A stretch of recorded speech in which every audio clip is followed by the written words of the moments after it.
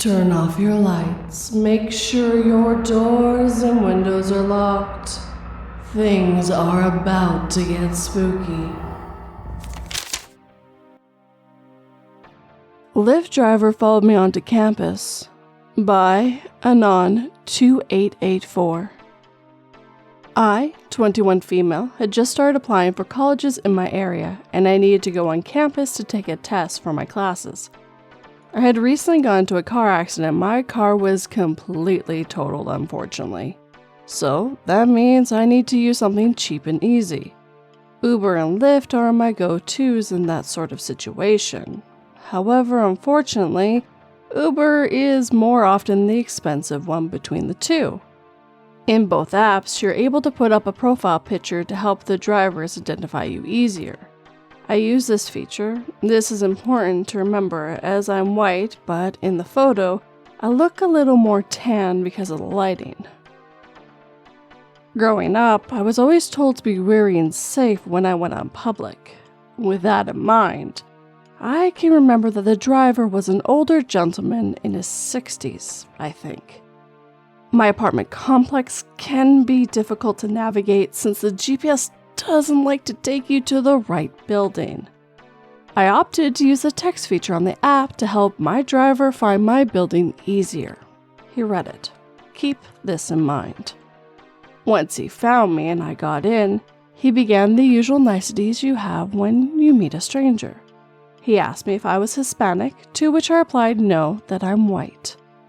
He suddenly became quite talkative and started complimenting me a lot for not getting upset. The ride was about 10 minutes, and within that time span, he asked me if I was married or had any kids, if I had a boyfriend, whether or not I lived alone, and if I had any pets.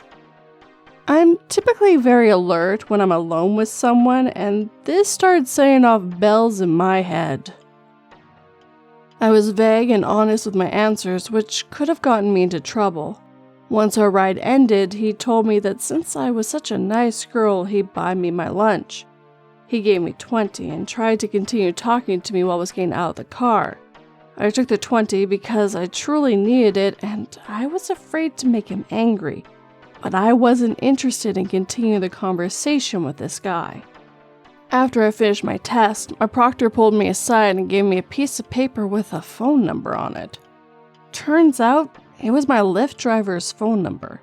He tried to enter the building and talk to me while I was taking my test.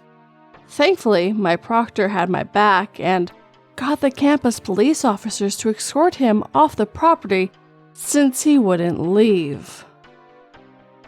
I never saw him again. Unfortunately, I had already given him a good rating, so I continued to get him on occasion.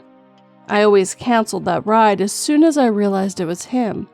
I never reported it because I was afraid of causing waves, but if I get him again, I'll be sure to report him. I'm not sure if that would hold up anymore, since it was a few months ago.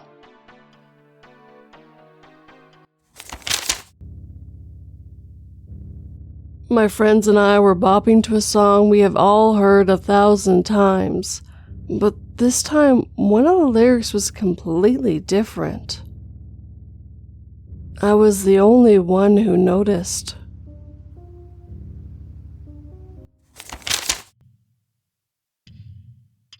Rider from Hell by IOE29K to my dentist. When I was 15, I had a crush on this girl from a different city who, unfortunately, had their house burned down by a meth-addicted neighbor. She called me immediately to let me know what happened, and I told her I would go as soon as I can. I really meant it, because after I got off the phone, I changed clothes and sneaked out of the house. I think it was already 3 or 4 a.m., and I have no means of going to the bus stop unless I walk. The bus stop was pretty far from where I live, so I switched between running and walking. If I get tired, I'll sit down for a couple minutes at the cold pavement before walking/running again. While resting under one of the light posts at the other side of the road, I saw someone riding a motorcycle at a very slow pace. I can also hear music from the motorcycle. I guess they saw me sitting because they turned and drove towards my direction. did not think it was strange. I kept sitting there until the motorcycle stopped in front of me. On the motorcycle was a dude, might be in his 30s, skinny, bald, and pale. Tied to his neck is a rope attached to a small radio player. It was playing music, but it was a very low volume. "Where are you going?" he asked. Me, having absolutely no sense of stranger danger, told him I'm going to the bus stop. He said, "You won't catch the bus if you're just walking." I noticed this dude is very giggly. It's like every time he talks, he finds it funny/silly. I told him it's okay, I can walk very fast. "But it's dark," he told me. "If you want, I can give you a ride," he said with his very wide smile. Since I'm very stupid and I just wanted to get to my friend as soon as I can, with a sparkle in my eye, I said, "Sure." I hop on the motorcycle and we began cruising the streets. While riding, I noticed that he makes sudden short breaks that cause me to move closer to his back. While I pull myself away, he'll make these types of breaks again. Couple minutes in the ride, and I realized he went the wrong way. I told him he missed the correct turn, but he was not responding. He turned the volume of his radio higher and drove faster instead. That's when I thought this guy will do something horrible to me. I'd rather break my kneecaps than being killed by this dude. I jumped out of the moving motorcycle. I landed on my feet, but lost balance and fell on my bum. I couldn't stand because my knees were shaking and I had gashes on my palms. The dude shouted, "You motherfucker," as his motorcycle wiggled, almost crashing. I thought to myself, if the guy turns around, I'm absolutely going to die today. Thankfully, he kept driving away. Even limping, I managed to walk towards the bus stop. I still went and visited the girl to make sure she's okay. I also had my first kiss that day.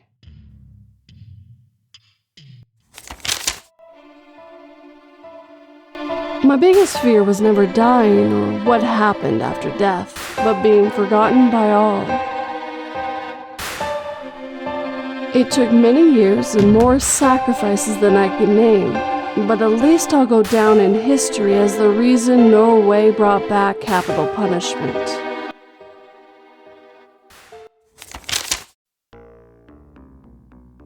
Why I Can't Go Swimming Anymore by Maleficent Care 8314.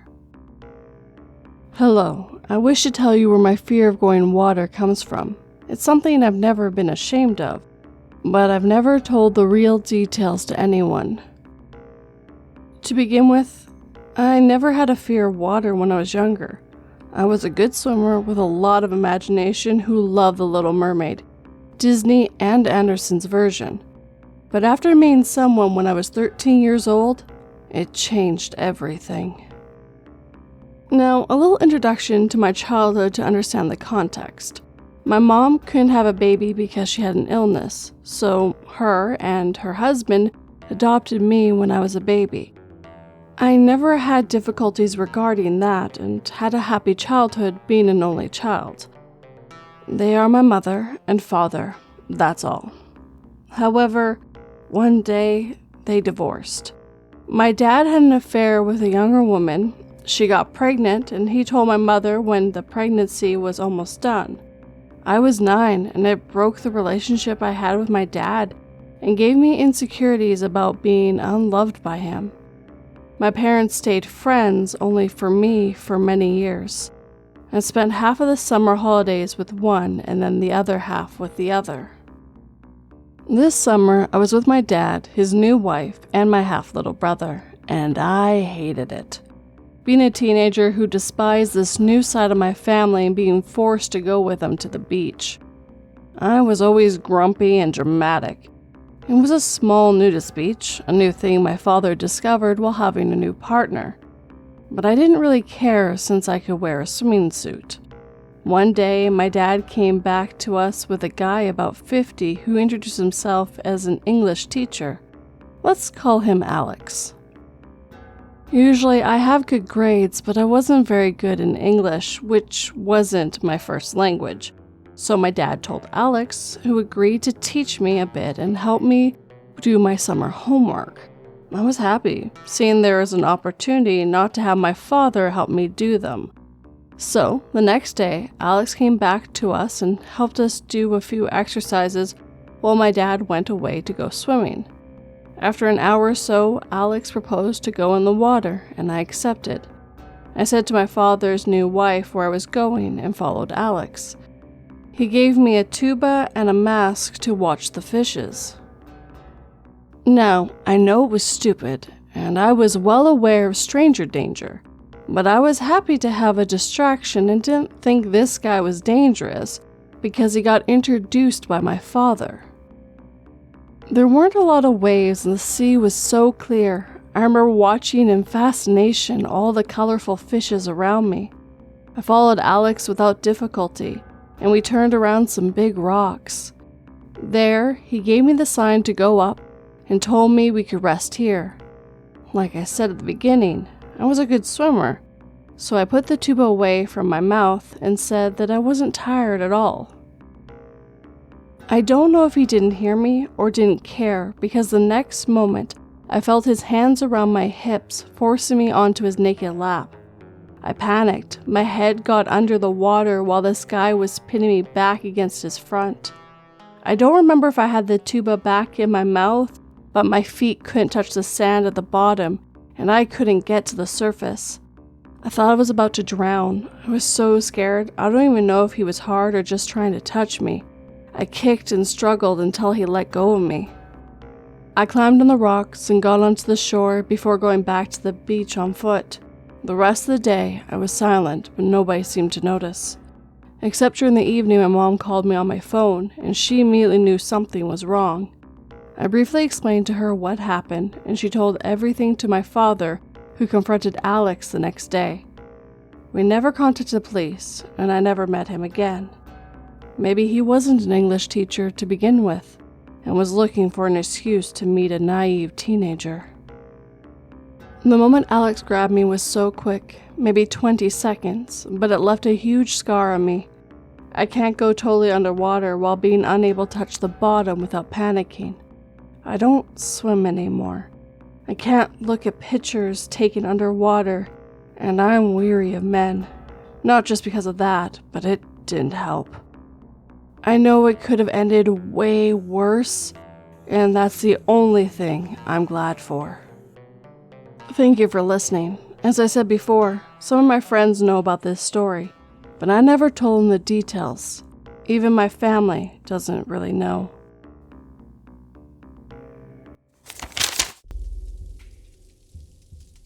We are lucky to live in this great nation. Lucky we were born in this land. Lucky our home is still standing after the bomb.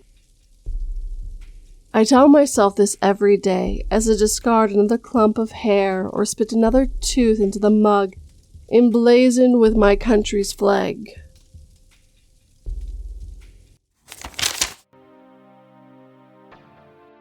There's a Man in the House, by Anonymoose. This happened about 2 years ago when I was a 19 female and had just moved out of my student accommodations into an actual flat with my friend group of 6. The night we moved in, it was just me and one of the girls I'm close friends with, let's call her Lucy, and I had my boyfriend over at the time, let's call him Alec. The other people who were moving in 2 weeks later, as they were all on various holidays or visiting home. So, it was just the 3 of us. Lucy was in her room and Alec and I were smoking a joint in bed watching kung fu movies. Him and I started to notice a man around 300 pounds and 6 feet, pacing outside our window and looking in occasionally. We're on a basement floor at this time, but the windows are at ground level. Okay, that's fucking weird, but we'll just make sure that the windows are locked. 20 or so minutes pass and everything seems okay until Lucy runs into my room and says, "Babe, there's a man in the house." We left the door unlocked by accident. Fucking chills. I'm like, what the fuck do you mean there's a man in the house? Alec is frozen solid. Me and Lucy go into the hall and there's a huge man who we saw looking in the windows in our hall. We ask, what are you doing here? And he pulls out his phone and shows us a text message from an unsaved number with our address written on it and something about people being inside. What the fuck? He tells us he's looking for his girlfriend, that she lives here, and we're like, no the hell she does not. Please remove yourself from our house. He says okay, and then he'll phone his girlfriend. He turns his phone low volume and speaks to another man on the phone who is clearly not his girlfriend. With more urgency this time, we tell him to get out of our house and he says okay. He leaves, we lock the door, and everyone is shaking. He is still on the phone to this man outside and they're speaking a language we don't understand, but we can hear him getting angry. I tell Alec to please make the scary man go away, so he goes outside and tells him to shift away from our doorway as he's really scaring us. He says okay, and his taxi is here. He walks up to a dead-end street where no taxi can go. Again, what the fuck? We tell our upstairs neighbors, who we had met earlier that day, about the whole ordeal. We'll call them Charlotte, Matt, and Rob. They inform us the same man had tried to come into their house, insisting their girlfriend lived there. Charlotte already had a boyfriend, who we knew of and had also met that day. Rob had more balls than all of us and threatened him with a knife the time he came to their house, and he never bothered them again. Over the next couple weeks, the man would occasionally come back and look in our bedroom windows. Alec was there most of the time. I'm so glad for that. I have no doubt he'd tried the door again, but it was always locked after that. Oh yeah, huge scary man in my hall? Let's not meet again.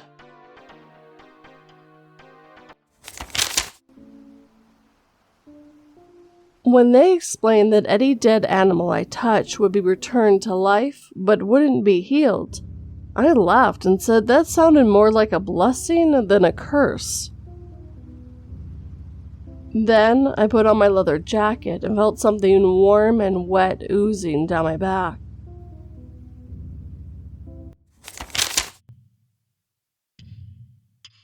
Someone I Met Online by August Omethus.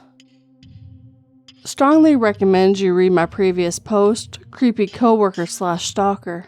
These two creeps are so similar, I start to wonder if there's a training school for creeps. I, 25 female, have recently moved to a new city, which is something a lot of people from my home city are doing. Thus, there is a specific group on Telegram for people from my home city to find housemates/rental buddies. Ben reached out to me after I posted my expectations, must be a 2-bed, 2-bath condo, budget, etc. in the group, saying he is interested. He said he wanted to meet up first. I figured it was a good idea to meet a few times before going house hunting together, so we set up a lunch meeting. During lunch, the only thing that annoyed me is him saying he hoped I would lower my budget. I felt like this was a waste of my time as clearly our expectations weren't compatible. However, things went weird after lunch. We walked towards a subway station. He kept tapping on my shoulder occasionally. Although I felt the frequency was weird, I convinced myself that maybe that's just how he is generally. Based on our previous chit-chat, I learned where Ben lived and he's supposed to get off at Station A and switch to another line. Well, I would get off at Station B, 2 stops after Station A, and switch to another line. Because I'm quite new to the city, I didn't realize he had not gone off at Station A until I had to get off myself.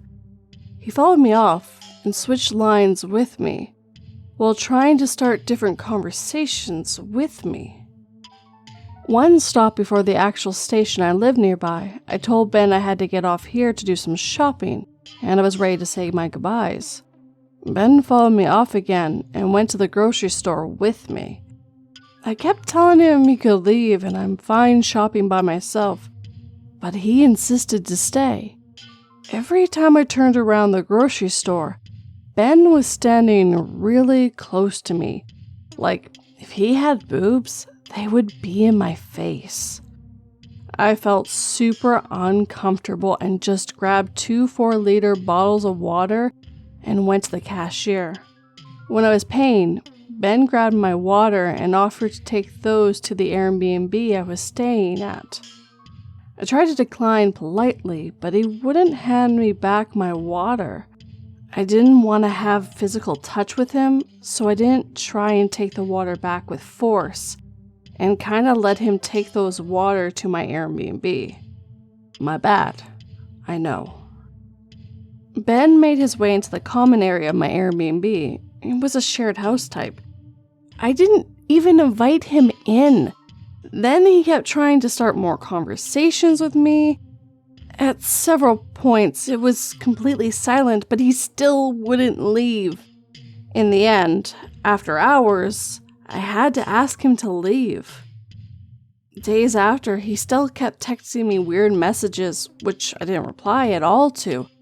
I blocked him after I moved out of that Airbnb, as I didn't want to trigger him when he knew where I lived.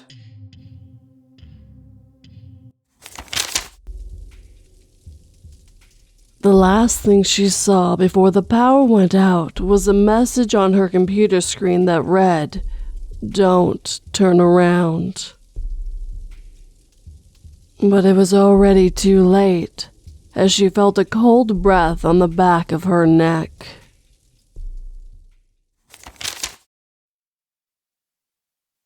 The Singing Woman on the Train by Anonymoose. This happened last week, and while she didn't seem malicious, the thing she said was creepy.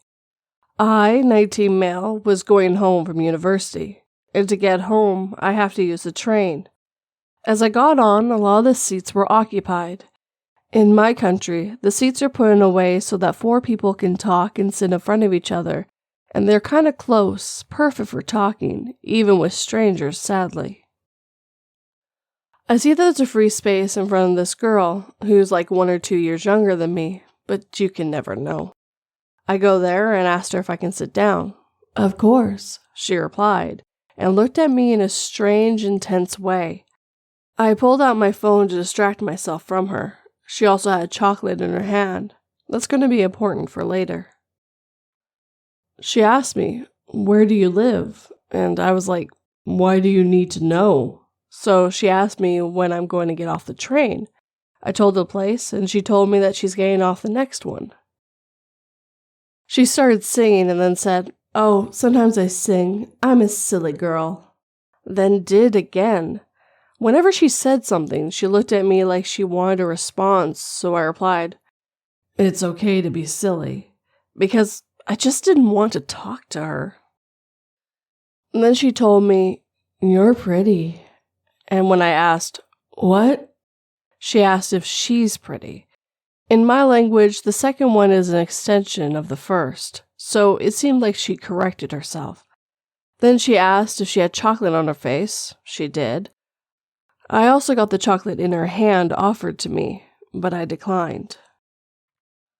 She also told me about the piercing that came off, and she put it on in the middle of the train. I told her that she should get it fixed where she got it, and she said, "In Germany? Will you go with me?" But obviously, I told her no. While she tried to put her piercing back in, her mouth piercing, she told me that she was in love with me. I told her that I had a girlfriend. I don't, but the university I attend has much prettier girls than her. And that the pace is too fast for me. She told me that she will beat my girlfriend. Her "I love you" escalated into "I'll kidnap you" and "strip for me." She asked me if I would go with her and if she could go home with me. Then, when the train arrived at my destination, she asked me, "Are you going, love?" I told her yes and went on my way. Luckily, she didn't follow me home. She also asked me when we're going to meet again. Hopefully, never.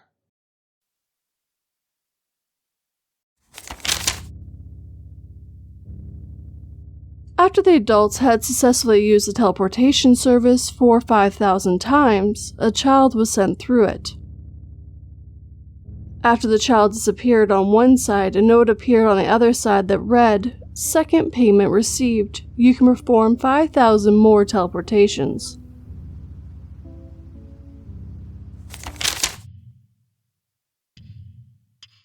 Guys following me and my daughters around Walmart today. By InformalFoot2690.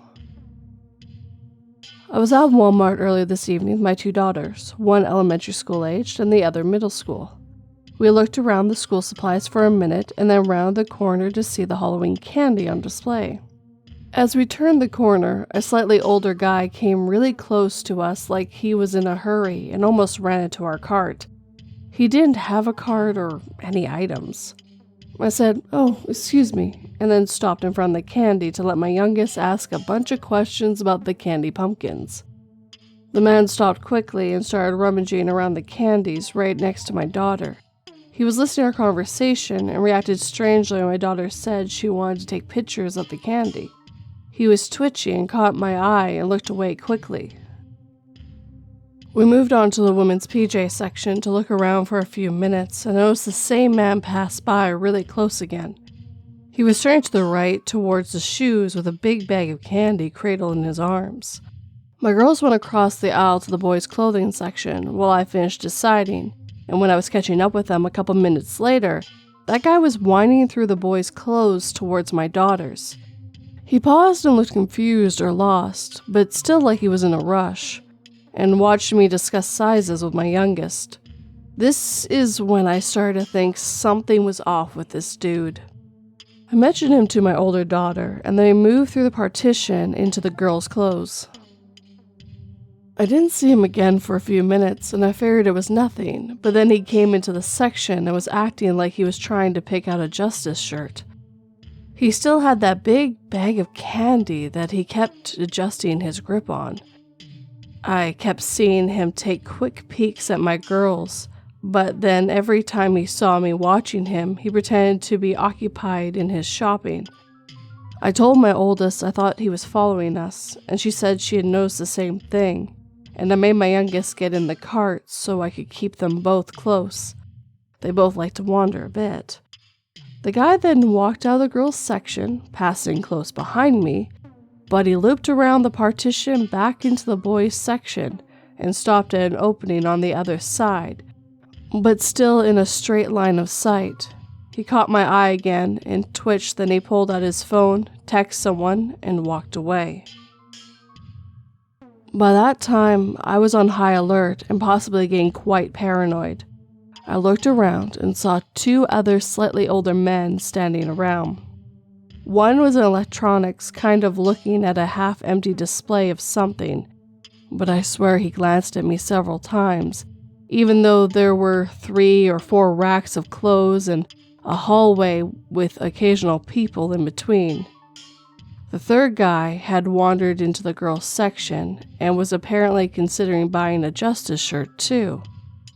Each time he saw me notice him watch us, he wandered down to the baby aisle, but he kept coming back after a couple minutes. I realize now, looking back, that if I suspected something bad, I shouldn't have gotten my girls out of there. Clothes shopping for a picky preteen isn't fun, and I wanted to get it done and over with. On top of that, I kept second-guessing myself that the 2 other guys were just a coincidence. I kept my girls really close, and after we moved to the women's section, I didn't see any of them again, and I stopped feeling creepily that we were being watched. Now it's the middle of the night, and I'm pretty freaked out, wondering what could have happened if I didn't notice the first guy and continued to let my girls wander around.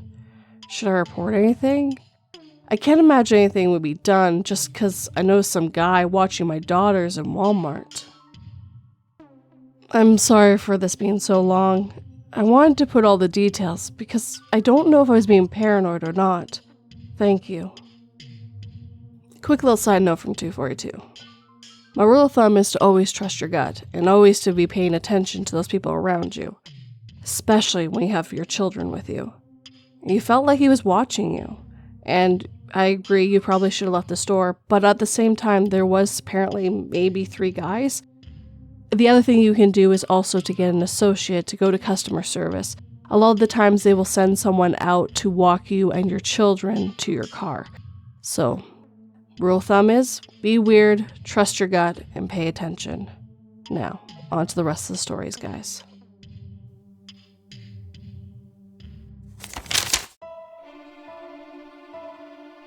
My lucky number is 12, my daughter Marie's is 11, and Mom told me that the number 13 has been following her around since childhood.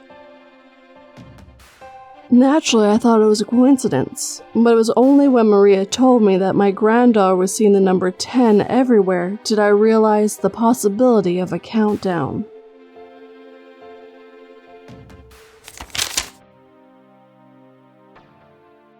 Road Rage Car Followed Me Home by YesGoYim9. I literally just had this happen to me an hour ago as I'm driving back home from work. As I'm at an intersection not too far from my house, there was a car from the opposite side of the road turning into where I was going, and we almost hit each other. We both stopped on time and there was no biggie, but the guy in the car is noticeably yelling at me from inside his car, giving me the middle finger. Alright, so I let him go ahead, and I thought that would be the end of the road rage for tonight. Boy, was I wrong. Immediately after I let the guy through, behind him was a car turning very fast, so I accelerated and quickly got in front of him. Not out of ego or anything, I just thought that considering the position of my car in the turning lane, it's likely that this dumbass would hit me. Right afterwards, this guy is obviously pissed off and starts flickering his extremely bright lights at me for a minute straight. It was annoying as shit, considering something brighter than the goddamn sun is shining at me for a minute. You can tell it's fucking hard to navigate a night like that. So I said to myself, "Two can play at this game, fucker." And I slowed down to 20 miles an hour from 50 for a minute or so. Still flickering his light, but not so much at this point. At this point, I was close to home and turned into my subdivision, thinking this whole saga would end there and then. But holy fuck, this guy follows me into the maze of the neighborhood, and I get near my house and he's still following me. I freaked the fuck out, was wondering, should I just park in my driveway and he'll go away, or should I go into a random neighborhood and try to lose him? As soon as I start passing my house, I decide to go right past it and on to another neighborhood a couple minutes away, and he's following me exactly to there. At this point, I left that neighborhood and just fucking jumped on my gas pedal and sped down the road and made a random right turn. At this point, he's still following me, but it's a red light for him, so thankfully he stops, and after that, he lost me. Honestly, this was a scary experience for me, considering my suburb isn't too far from a very dangerous hoods where gunshots can be heard often. Who knows if I would have stopped my car at home, maybe this guy would have got a gun out and shot at me. It's just fucking creepy how this road-raged asshole easily followed me to my house in an obvious attempt to scare me.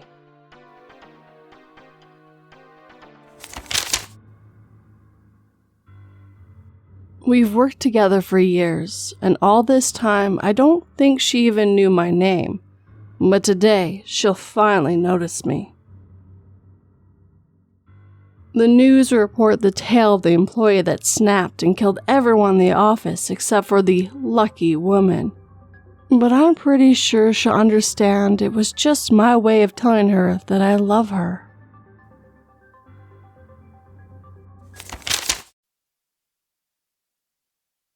Burger King employee was creepy by Anonymoose. Okay. So just to preference this was on Friday the 27th, and my friend and I had smoked cannabis before going out to eat and catch a movie. So my friend and I are in line at BK, and we're trying to decide if we should split a meal or get separate meals. My friend orders her food, and when I get to order, the guy goes straight to asking if we smoked weed. My first thought and question was, is it that noticeable? Now, I could barely hear the guy because he was speaking low, but he was asking about a certain strain that I couldn't really care less about. But it was getting to this point where he was telling me how much I could get for a certain price point, which I said I'd keep in mind. Now, my friend and I didn't spray any perfume or body spray. We normally do, but completely forgot to. I get to the table my friend picked out, and I start telling her what just happened. Not even a minute after I sit down does this guy come over and pass me a folded-up napkin of this weed to sample. Now, my friend and I are just shocked and talking about this. I ended up putting the napkin in my bra because it was the only place I could. I had no pockets. This guy ends up coming to our table 3 or 4 more times within the span of 15 to 20 minutes. When I went to get up to get my food before the other encounters occurred, this guy had to let me know that he gets off at 7:30 p.m. and asked if we wanted to hang out. I straight up said that my friend and I were on a date and were going to the movies straight after this.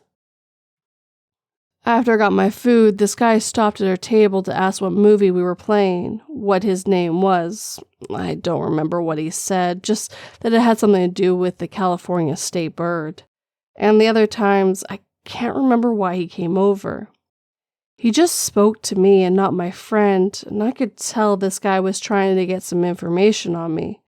Now, I'm a very private person, and I'm also a very cautious person. I could tell this guy was trying something, and I acted dumb, even though I knew what was going on. My friend had noticed that after the last time he came over that this guy was staring at me anytime he passed by. I could tell he was staring at me because of the windows that made a reflection because my back was to him. It got to the point I told my friend we need to hurry because this was making me very uncomfortable. So we finished quickly and left. Now, my friend and I did originally go to the movie theater, but decided to watch the movie at home because of how busy it was. When we decided to watch the movie at my place, we tried to hurry and leave because of the time, and that guy was going to be getting off any minute. I don't think I'll be going to BK anytime soon because my hair color is blue. It's a very noticeable and not many people have that color in my town. Plus, it's a smallish town. I hope to never meet this guy again, and if I do, I may have to get a backbone, especially if he acts like he did this time. Not a very interesting story, and also trying to tell this days later doesn't help. But that's my creepy encounter.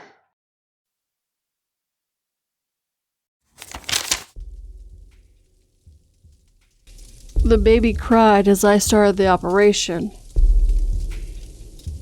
I suddenly cursed it for not keeping quiet for even a minute during the whole day. Imagine the ruckus if it could actually feel pain.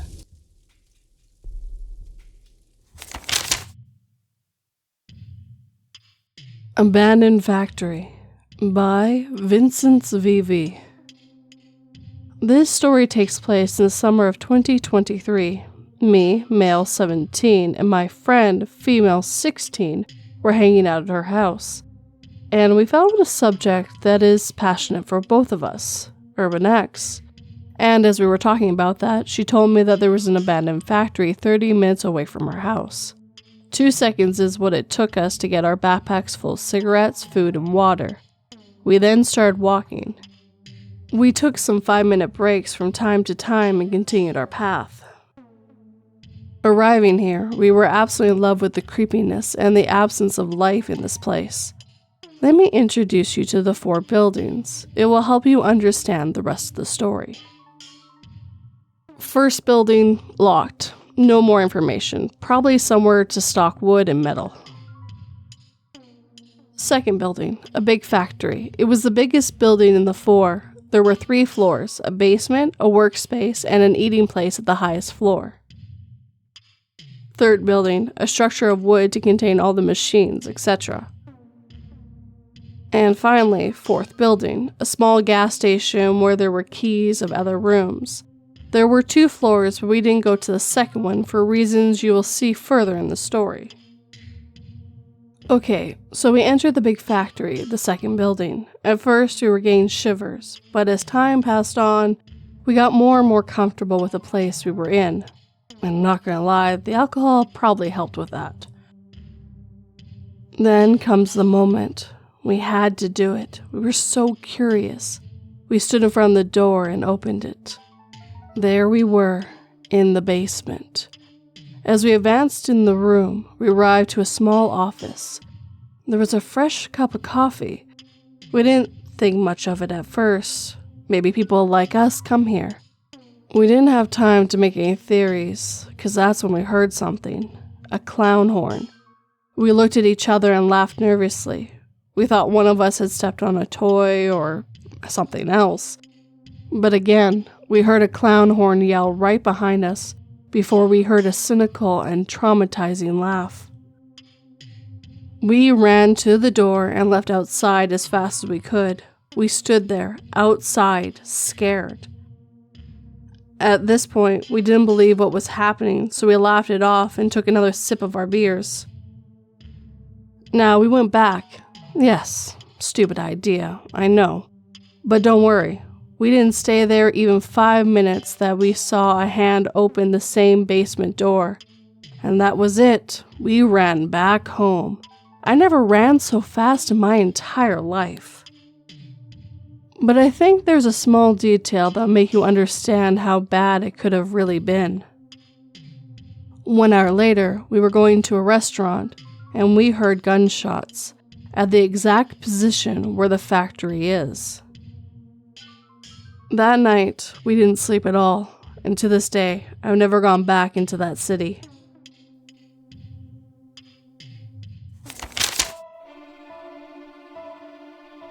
The department was celebrating after confirming that it's possible for the human mind to actually time travel in REM sleep. I sat at my desk, recalling last night's dream of an in-range adult me chasing 6-year-old father through my grandmother's house, ready to hurt him for things he hadn't done yet.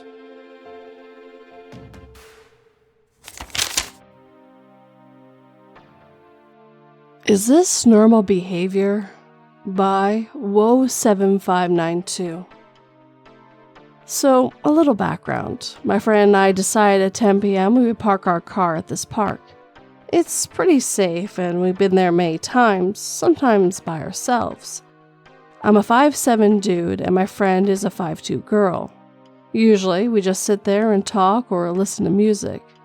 This particular night, though, we had parked somewhere in a darker area, which is pretty typical. Keep in mind, this parking lot is pretty big, and there was already about 6 to 7 cars there. I'm in the driver's seat, and my friend is diagonally across from me in the back seat. I notice a guy parks maybe 6 spots away from my car.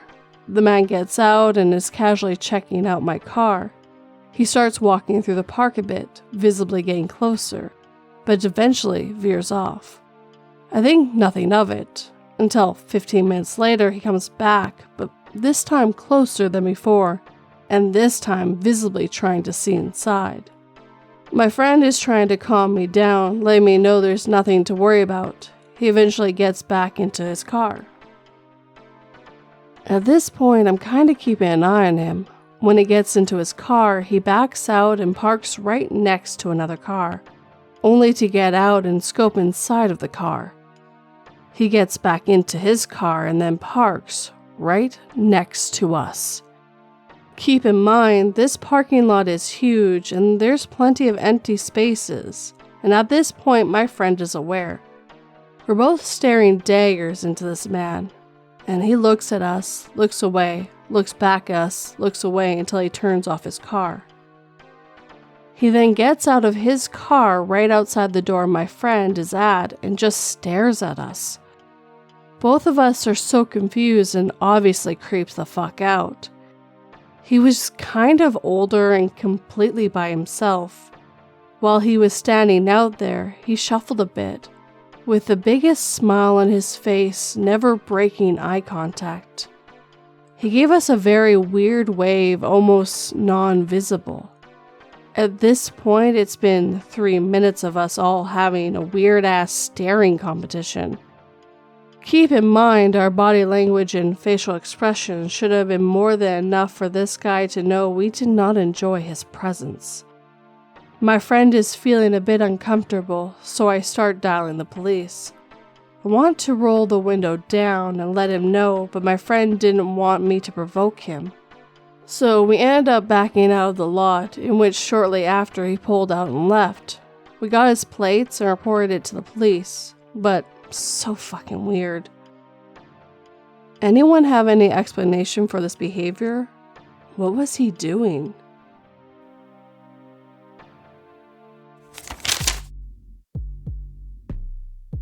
You're jealous. That's why you always make sure my boyfriends catch you changing, I yelled at my sister.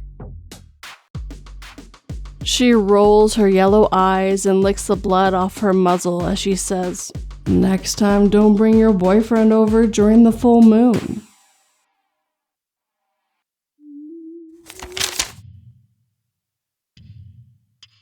Creepy Men Stalking Us on a Camping Trip by DanicaDarkhand. Camping story. To set the stage for this story, we must go to the far back year of 1988. The location is Cascade Mountains of Oregon. I was 10 years old, and with me was my mom, dad, best friend, and our golden retriever, Amber. We were very much an outdoors family, and had many camping trips before this and since. But to this day, when I think about it, I still remember the terror I felt this weekend so long ago. After a brief talk with my father recently, it kind of came back to the front of my mind. He also was able to fill in a few details that I had forgotten. This holiday was like many others. We packed up the station wagon with everything we need for a hike into one of our favorite lakes to camp at. To make this trip even more exciting for me was the fact that it was my birthday weekend, and I got to pick this lake. After we arrived at the trailhead and got our packs on, my dad got his sidearm out and strapped it on his belt. In Oregon, open carry was permitted in national parks, and my dad always had a gun on his hip while in the woods, which always added a sense of security. We had a close call with a bear one time in which it came in handy. The lake was about a 4-mile moderate hike in through some thick forest, and the trail itself was well maintained and was never very busy, so it was going to be a very pleasant hike in. We started off on our hike, and back in the 80s, it was not uncommon to have your dog off leash on trails in the forest, so we let Amber run and do her thing. She was a good dog and never ran off too long or jumped on people. She did love people though, and speaking of people, we had not seen anyone else on the trail for about 2 miles in on the hike, which was nice since it was just all of us talking, laughing, and enjoying nature. My best friend and I started to hike ahead of everyone else because we were so energized and excited about finding the first and best tent spot once we got to the lake.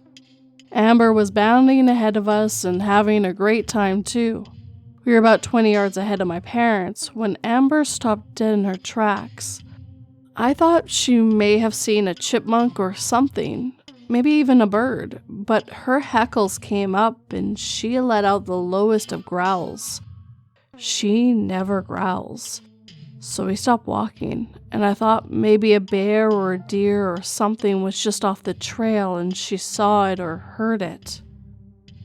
We immediately started walking backwards, and my parents caught up to us. My dad asked us what was going on, and I told him that Amber was up the trail and is growling at something.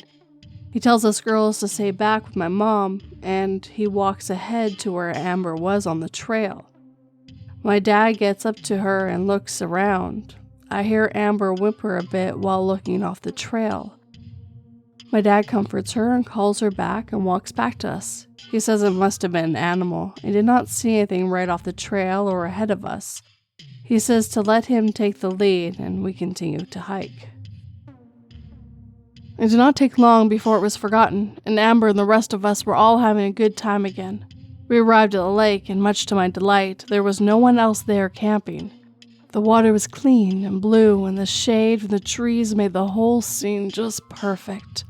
My friend and I found the best spot to set up our tent, and my parents followed suit. After the camp was set up, my folks went off to fish just down the hill, and my friend and I took off with Amber to walk around to the other side of the lake to catch salamanders. We only made about 1/8 of a mile when Amber stopped and started to growl. We stopped and looked around and heard bush rustling. Then, right in front of us, a man walked out of the trees. Amber stayed right by our sides and started to bare her teeth. He was taller than my dad, so at least 6'4", and was very skinny, but had very broad shoulders. He was clean cut and wearing a black jacket and a white polo shirt with loafers. I mean, he did not look like he hiked all day or was even dressed for the outdoors. He almost looked like he came out of a church. We just stood there trying to process the situation when Amber began to bark. The man just stood there, not moving, and he smiled, like the creepiest smile. It felt like someone who thought that that was what a smile was supposed to look like. Amber kept barking, and this got my parents' attention, and they look up to us and call out to us to come back. We complied and start walking back towards them. My dad met us halfway and told us to go back to the campsite, and he was going to go talk to this guy.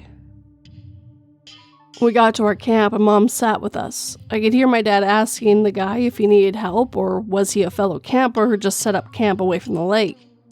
My dad was being polite and calm, but I could see he was on guard and trying to feel out the situation. Now is the time to mention that my dad is ex-army and can be very intimidating when needed.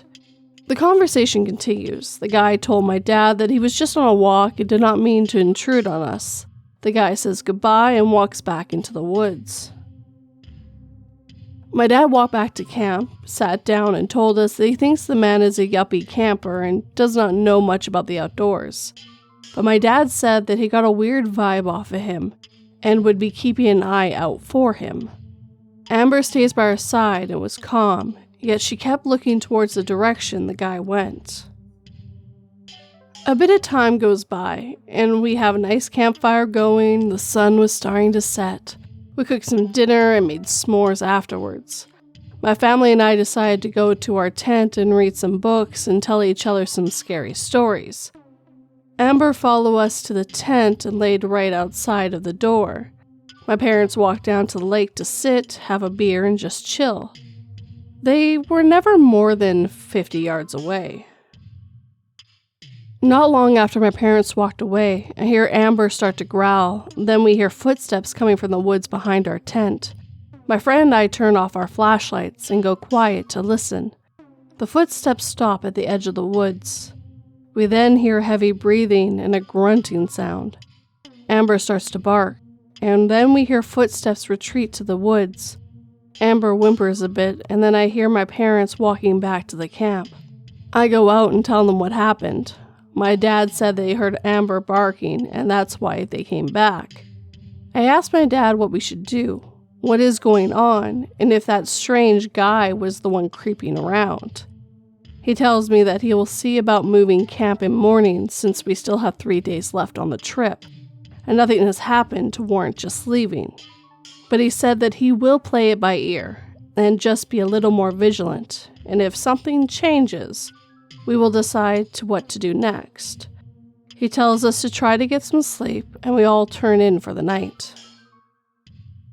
The next morning, we get up and have breakfast. After breakfast, we head down to the lake to fish. It was a beautiful day. We were having so much fun, the events from the prior day were almost forgotten. We decided around lunch that we would go for a short hike to the waterfall that was up from the lake. We were gone for only about an hour, and when we came back, we found our tents opened and our sleeping bags dragged out onto the ground. My dad tells us to hang back with my mom, and he goes to investigate. He comes back and says nothing is missing, but it was not an animal that did this. He says we should break camp and hike back to the car and find another spot to camp the next couple of days. I could tell my dad was not wanting to frighten us, but I heard the urgency in his voice. It was very disappointing, but it meant we could enjoy the rest of the trip and not worry about some creep messing with us. Then it was worth it. We broke camp and started our hike back. Dad was in the lead, and we were double timing it and made it back to the car in record time. As we walked over to the car, we could see that one of the tires was flat. Not a big deal. We always had a spare. But when my dad bent down to start taking the lugs off, we swore. It was not just flat. Someone had slashed the tire. Dad changed that tire in record time and threw everything into the car. He goes to turn the car on, but it won't start. Dad swears, gets out of the car, and pops the hood. He says, "Shit, it turns out someone took our spark plug wires." Old cars like that Chevy wagon did not have an interior hood release. You could just pop the hood from the outside. Dad slams the hood, says some very colorful words, and kicks some rocks. We were stuck, and no one else was at the trailhead. We were stranded. My parents are calm under pressure, and after a few minutes of discussion, it was decided that my dad would walk down the road until he could hitch a ride to town and go to the auto parts store. My mom and the rest of us were going to wait with the car and look for someone to hopefully pull into the trailhead and help us. A few hours go by, no one has come to the trailhead. It's getting hot and we're hungry and tired. Mom makes us some lunch and we go sit under a tree to cool off. Amber is by our side and was calm, but then we hear a voice. Amber leaps up and starts whimpering. The creepy guy from yesterday comes down the trail and is asking my mom if we need help. My mom tells him that we are fine and that it's being settled and my dad will be back soon. This creep then tells her that his camp is close and that he parked on the old fire road that's near the lake and asks if we would like to come back to his camp and wait until my dad returns. Mom sternly tells him no, and that we'll be waiting here and thank you anyway. He does not like this. He tells my mom that it's not safe out here for a pretty lady and two young girls. My mom, like my dad, is no pushover and asserts herself again that we do not need any help and to please just leave us alone. The guy just stands there, smiles wide, and then just turns around and leaves. My mom is visibly shaken, and us girls are just a bit scared. My mom comes over to us and tells us we need to stay close, do not wander, and that we'll be okay. My friend and I are really kind of freaked out, and are just hoping my dad would make it back soon. After about 30 minutes, the creepy guy comes back. This time, though, he's not alone and has a slightly younger guy with him. The other guy is dressed as a yuppie camper and has a very stern look on his face. My mother stands her ground as they approach. Amber starts a low growl and her hackles go up. The two guys flank us, and one of them flashes a gun tucked into his belt. The other guy tells us that we need to go with them, and they're not asking. My mom backs up next to us, and without taking her eyes off them, reaches to her belt and pulls out her Bowie knife. My mom said that we will not be going with them, and that they need to leave now. The two men did not even flinch at this, and said that we will be coming with them, or they will hurt us. At this moment, though, Amber goes from just growling to barking and puts herself between us and them. This makes the guys stop. My mom yells that they need to leave now. They start backing up, and at that moment, we heard a truck pulling into the trailhead parking lot. At the sight of the truck, the guys start to walk away fast and disappear into the tree line. The truck was a forest ranger, and he had my dad with him. My dad jumped out of the truck and ran over to us, asking if we were okay. The ranger came over and asked who those men were and if we were okay as well. My mom explained everything while my dad hugged us girls and told us that we'd be okay. The ranger takes off looking for the men. My dad tells us he was about 5 miles from town when the ranger picked him up and took him the rest of the way to get the parts for the car. He then drove him back to our car. After hearing what happened, my dad was pissed and wanted to find the guys who tried to kidnap us and then had been terrorizing us for the past 24 hours. The ranger came back and told us he had almost caught up to them, but they had sped away in their truck with a camper in tow. They had parked behind a small ridge behind the lake on an old logging road. He did not get a plate, but he radioed a description of the men and their truck and camper to the local sheriff's office. He also took our information and said he would pass it on to them as well. He waited for us until our dad had the car fixed and we were able to leave. We decided not to continue camping and instead drive a couple hours, spend the last 2 days of our trip at the beach and stay in a hotel. A few days later, a deputy called my dad and told him they never did find the men. He said that it was most likely a crime of opportunity after seeing a woman with 2 girls in tow.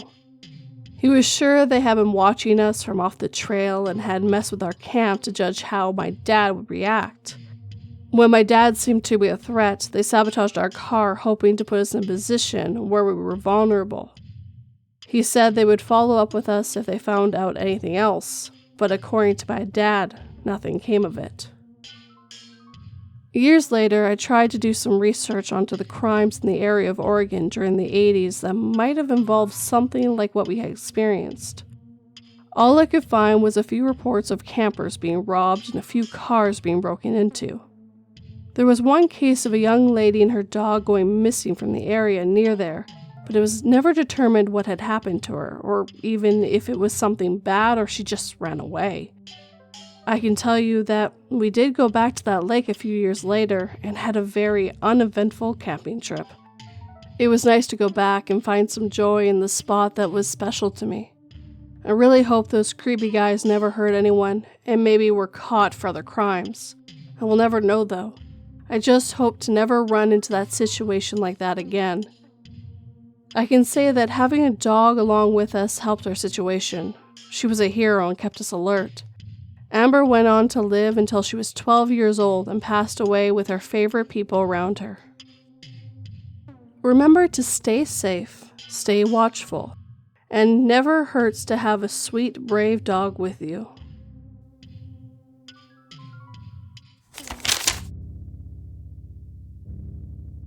I think I used to date her, I said absentmindedly after I recognized the wrist hummingbird tattoo.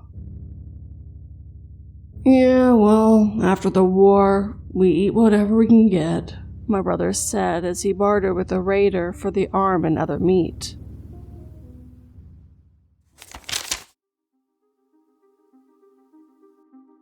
The Neighbor That Stalked Me by Major Presentation 15. For context, I moved into my new house about a year or 2 ago. I had lived in the area for a year before, but we were evicted due to the owners of our old house wanting to move in. I'm a young female still living with my family, which makes the story even more weird and pedo-y. When you look out my window, you see my fence, then a house. They are up on a small hill, so the fence does not block anything. The first encounter I had with this man was late at night. I was with some friends while all of our parents were out at a party. I will say that me and my friends are old enough to be left at home. We were responsible. We were just relaxing in my room with no lights but music on.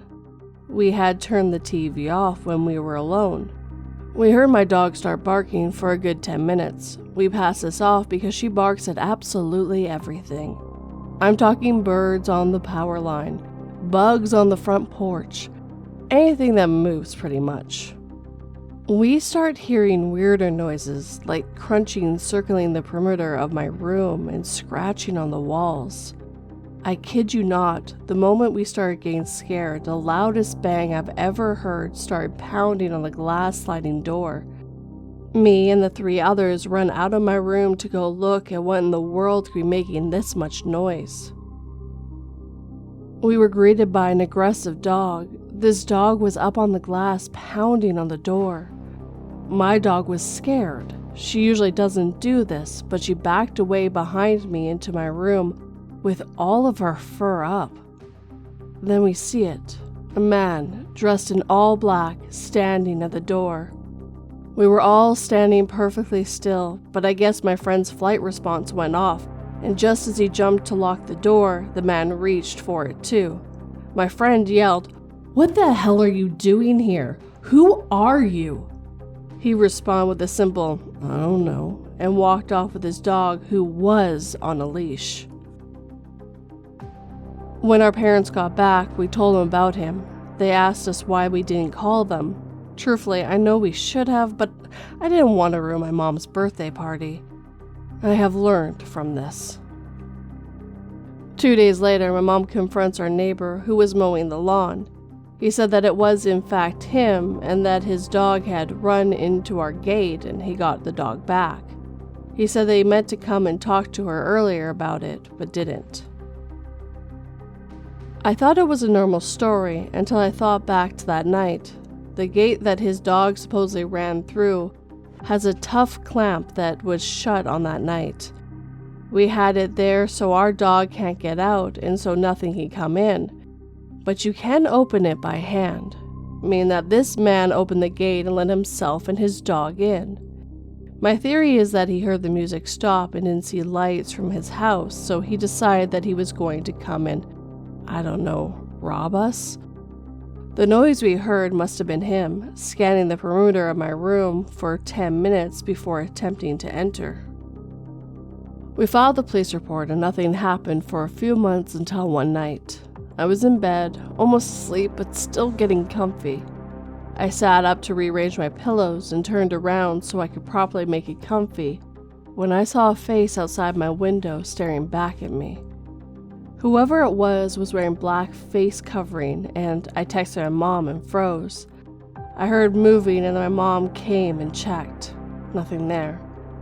This wasn't just my imagination, as my neighborhood lights are visible from the crack in my curtain, but the face was covered a majority of the light.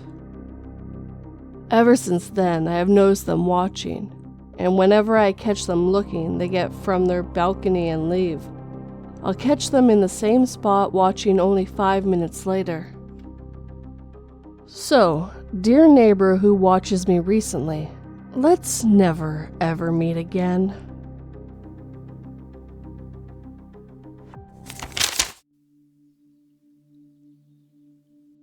As I put away my clean fluid and wire brushes and prepared to hike back to my campsite, I congratulate myself on saving the National Park Rangers the trouble of erasing all this graffiti vandalism. Although why vandals would hike so far up into these cliffs and scrawl drawings of stick people and prehistoric animals all over the rock face, I'll never know.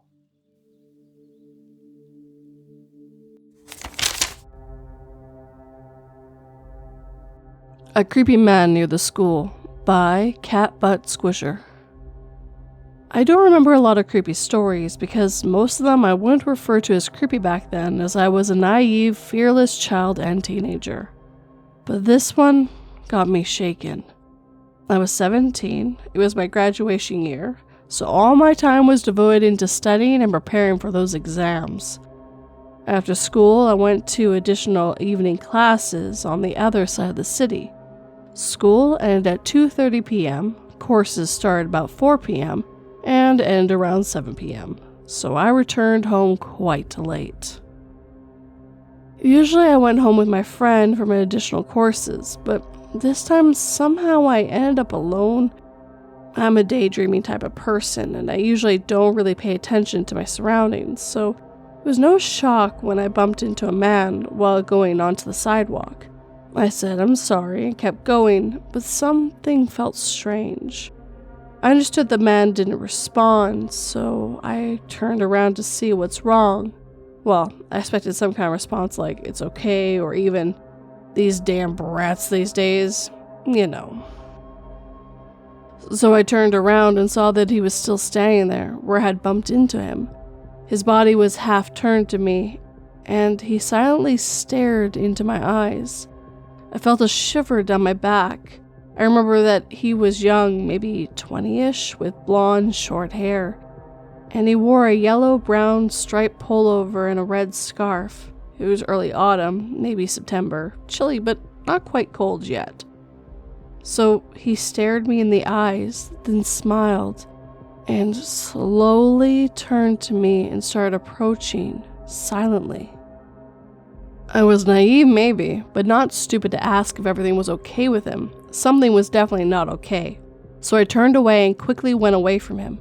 But when I looked back, I saw that he was following me and kept staring right in my eyes.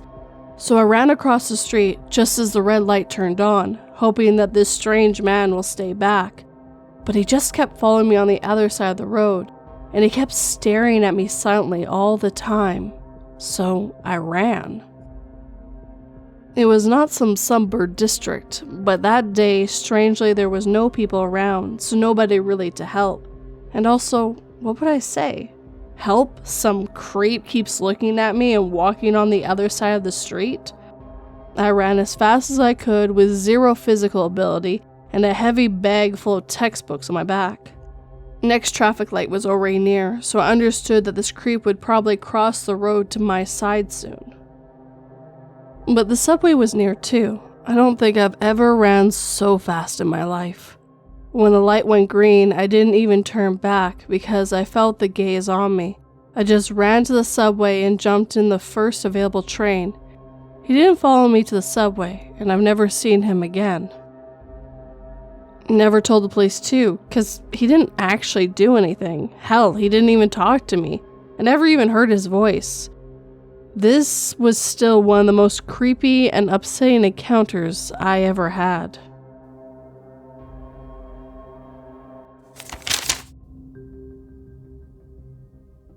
Tears streamed down my face. I listened to my parents ranting about how I failed to take care of my mentally challenged little brother. They just wouldn't listen when I tried to explain that I didn't know he'd be able to follow me back from the woods like that.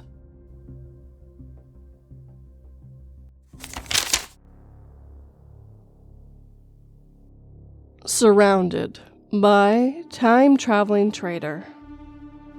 For context, I live in a pretty rundown part of my city. This happened to me a few months ago, back in July. I was invited to my friend's house for dinner. After I ate and watched a movie with him, I had to go home as it was pretty late. I then realized that I didn't have enough for a ride home, and I was too embarrassed to borrow money from him. No worries, I lived only a few minutes from his house. The rain wasn't that bad, and I had my headphones, so I could listen to my tunes as I walked my broke-ass home. So I walked, empty road except for a few cars passing by occasionally. It was comforting. I love these types of walks, very calming and all. Then, suddenly, two dudes come out of a building behind me. Then they tried to huddle close under my umbrella. Sure, seemed harmless. They were older than me and seemed friendly. They started to make small talk that slowly increased to very personal questions about my home life. I'd never seen these guys around town before, so I gave them fake names, fake hobbies, and fake family, so I wouldn't get fucked over if this was some bizarre new scam method. Hey, fake name, do you think your mother would miss you if you went missing? One of the guys asked me. Huh? What the hell are you talking about? I replied. They were all still acting buddy-buddy with me, laughing, but I didn't take it as a joke. Call me a pussy, but the way they said that, very casually, fucked me up. I picked up the pace. They followed. Now I ain't about to give these guys a tour to my house. When they started to get creepy with the questions, I got off course and started to go towards the convenience store that was closer, and I knew had people in it. Why don't you invite us over to your house for a cup of coffee? This dude I had met a few minutes ago, who I barely knew, wanted to come to my house. I was shaken at this point. The whole time we were walking, I only took short glances at them.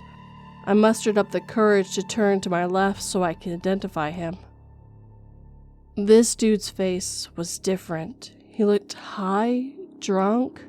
Turned to the right, he smirked, then his face dropped. He then tried to pull out something from his pocket. Fuck that. I swiftly closed my umbrella and ran. I heard them behind me. I ran harder. I looked back and they were gaining on me. I tripped, I slipped, I got up each time. I couldn't feel the muscles in my legs. I ran in and out of alleys to confuse them, to lose them. The rain started to pour even harder. I hid behind a dumpster. I heard them calling my name, so I stayed put for a while. I then came out after I was sure they gave up on the chase. I got to the store after walking a bit, got to the bathroom, and looked at myself, throwing up in there from adrenaline. Maybe because I ran like hell. Sorry for that. I swear the dinner was good. I had cuts and bruises, most noticeably a huge gash on my shirt. I realized that dude probably had a knife, and he must have tried to slash at me while I hauled ass. Did what I should have done and called on my friend to drive me home. He thought I got fucked up at the party or had some sort of street brawl. I got home drenched and had the longest shower after that. I never told anyone this story, well, not up until now. I threw away that shirt and my headphones got destroyed. A small price to pay for escaping, I guess. I hope they were drunk or high, and if they were legit going to commit a felony on me, I hope I'm the first and last attempt.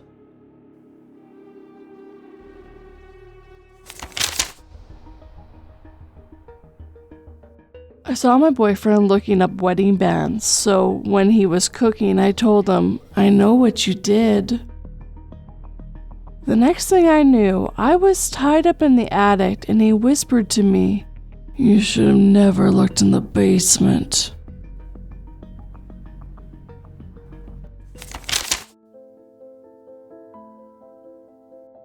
We weren't alone that night. By overall importance 63. Me and my family live near the Appalachian Mountain Range in Virginia. My father is a very outdoorsy man. Well, I don't totally like all the stuff he does, like camping, but one day he still took me camping. My father was around 45 at the time and was a pretty well-built guy. He was about 6'2" to 6'4" and lifted weights regularly.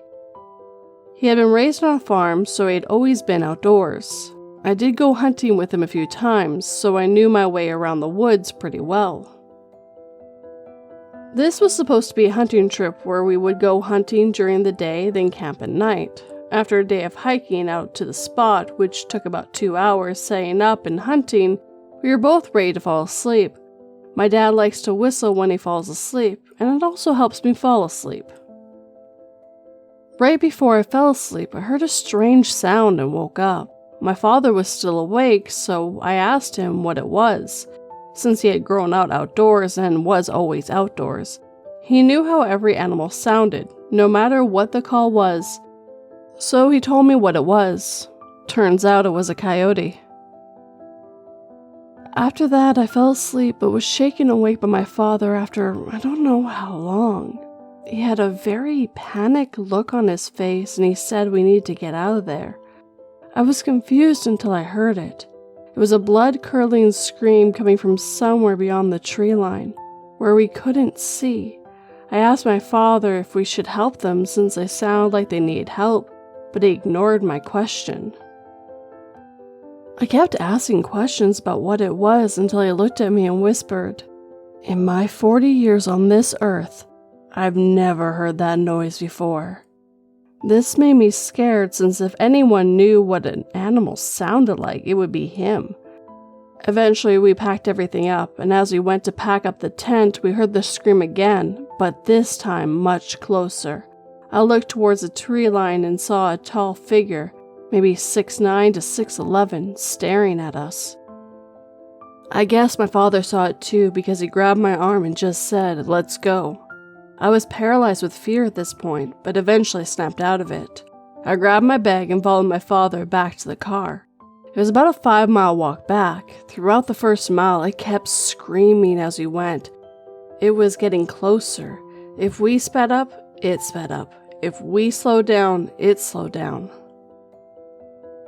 Around mile 3, I heard another scream, but this time it was different. It sounded louder, more urgent. My dad must have noticed this too because he started jogging. I tried my best to keep up, but my dad was in peak shape and I wasn't fit. My dad stopped with about a mile to go to catch his breath, but at this point I had no energy and didn't think I could make it. Just as I was thinking that, I heard another scream, but this was way too close. It sounded like it was coming from about 10 feet away, and that made my ears ring. This gave me a new boost and I started to sprint to the car. Eventually I saw the tailgates of the car. My dad had passed me at that moment and opened the passenger door as I jumped in, and he got in the driver's seat. Before I could even process what was happening, he sped off. As I was catching my breath in the car, I heard one final scream. This one was so loud it made my ears ring while in the car. My father didn't even look back, he just sped up. Eventually, we made it back home. We never told our family about this, and sometimes I ask my father what it was, and to this day, he says he doesn't know.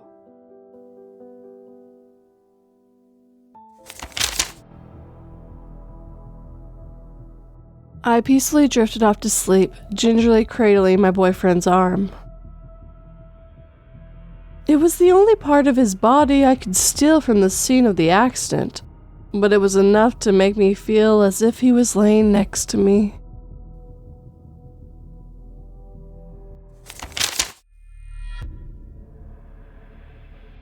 There was a creepy guy at my door, by Anonymoose. Not sure if the story belongs here, but I've always been creeped out by it. I, a female, was 25 at the time. It was 2018, and I lived with my boyfriend in our hometown.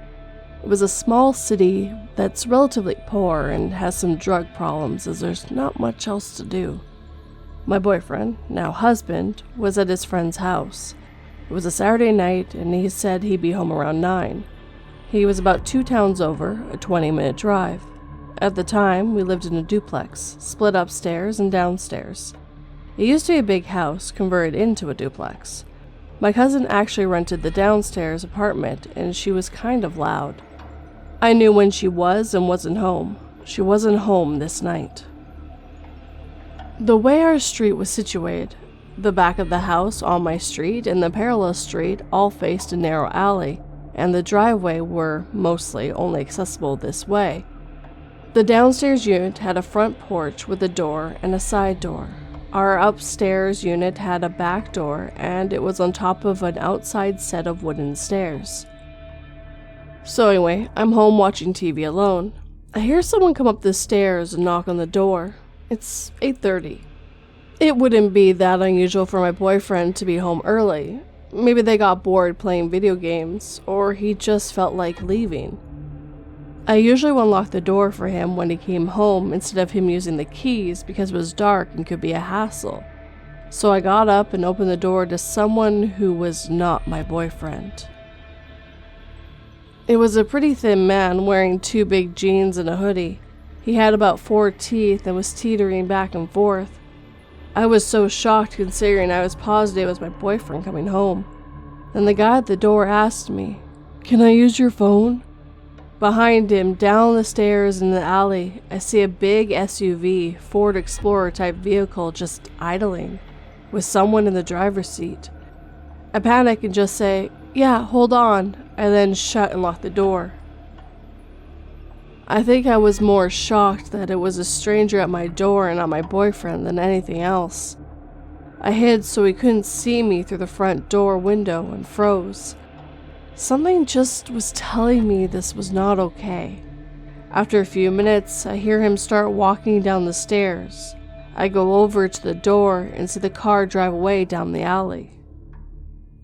I call my boyfriend and tell him, and he says he'll leave, but like I said, it was a 20-minute drive. He was about to leave anyways. After he got home, I calmed down and honestly felt silly. Why not just lend him my phone? Was it really that weird? But then I thought about it more over the next few days. It was 2018.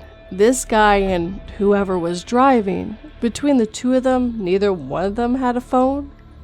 And it wasn't like they were having car troubles. What would they want with a stranger's phone for?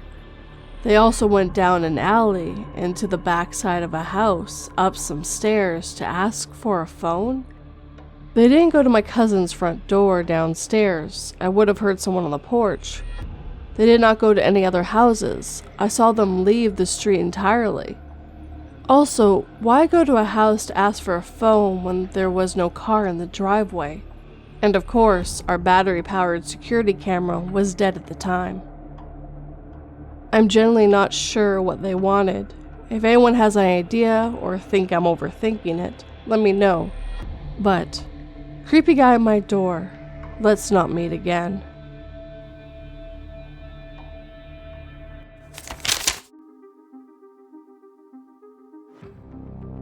At 55, I said, "You have a deal," to the devil, who offered me a long life and a good health in exchange for my firstborn child, because my son Johnny was a disgrace. 2 hours later, I was sobbing as I stared into the lifeless eyes of my 35-year-old wife on the bathroom floor of our home while the devil played Sweet Home Alabama on his golden fiddle.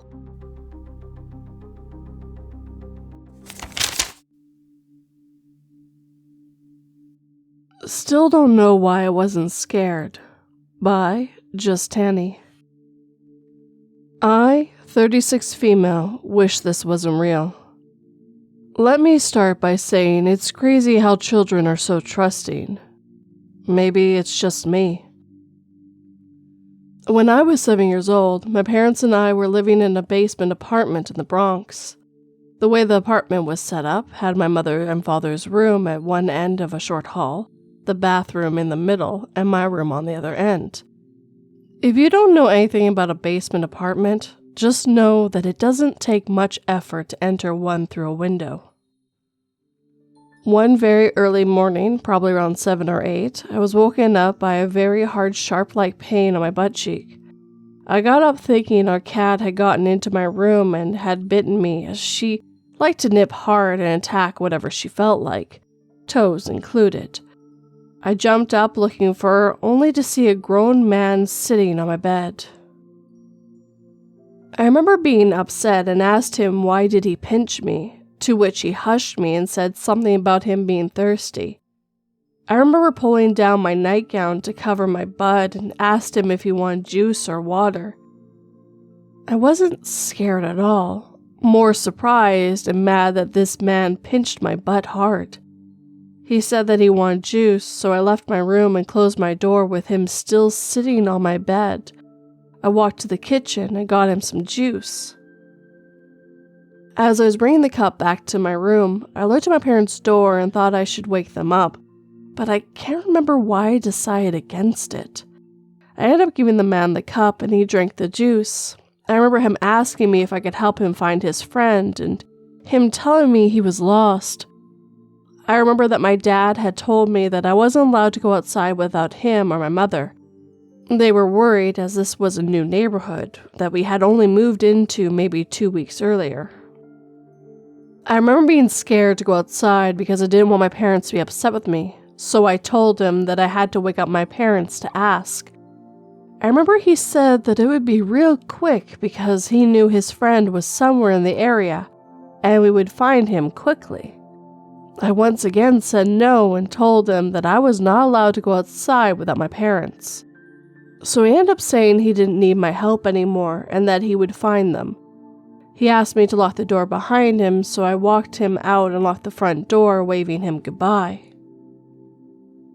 I tried to go back to sleep, but it was too late. I was awake, so I started watching cartoons. While the volume happened to be louder than expected because my mother woke up and asked me, very angrily, why I was awake so early. I told her all about the man who pinched my butt hard, to which she first didn't believe me, as she thought I had a bad dream, but she lifted up my nightgown, and I guess I had a bruise. I will never forget how she got so calm and started smiling at me with a very sweet voice and started to ask me what did he look like, what happened, and if I remember what he was wearing. I told her, to which she left my room for a moment, coming back with my dad. She told me to tell him everything, using the same sweet voice, and I did. I didn't think I was in trouble or anything, and I thought I had made a new friend. After telling them about my new friend, they got dressed and started searching. Well, it didn't take long because he happened to be one of the Super's family members. When I saw him, I immediately shouted at him, "Hey, friend." My parents told me to go inside, which I did. Maybe an hour or so later, my parents came back with McDonald's for me, but they seemed angry. Before the end of that day, my father put a padlock on my door and told me that whenever I go to sleep, to always lock my door, as our kitchen window didn't lock. That's how he got in. Sometime later, I was about 15, I found out the guy was mentally ill and was sent away from the Dominican Republic by his family, so he wouldn't get arrested or something he did out there with another little girl. Yep, but that's it. It still surprised me that I wasn't scared. Please, if you or anyone you know live in a basement, ground level apartment, or flat, triple check that all the window locks work and lock your windows up.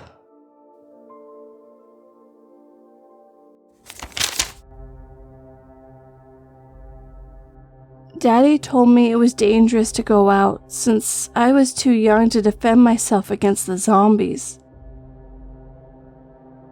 He never said the zombies had blue suits and looked like humans.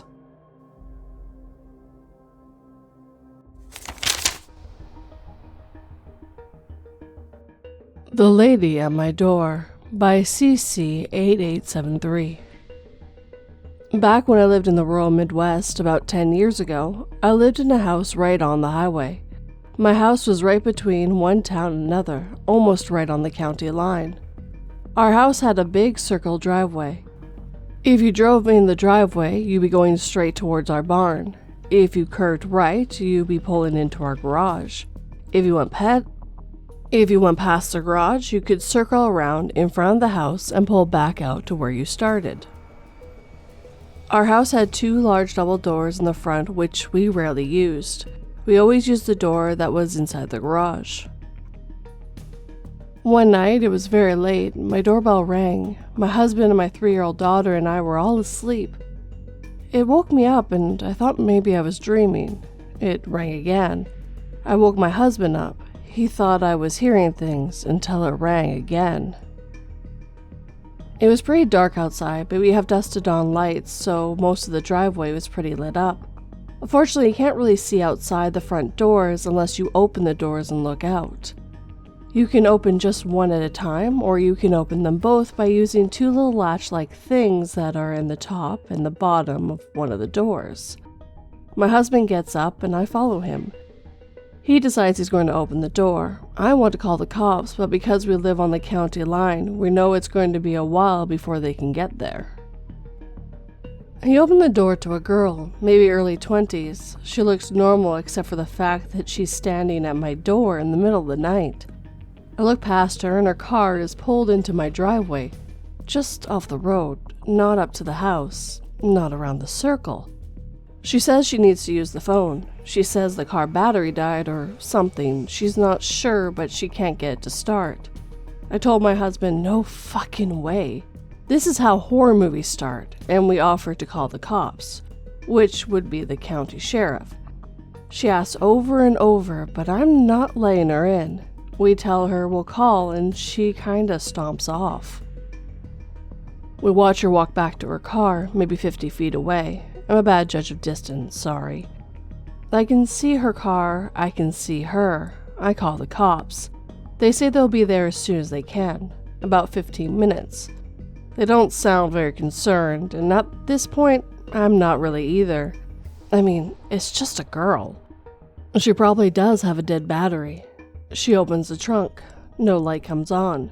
She rummages around the trunk. Then the driver's side door opens. Out steps a guy.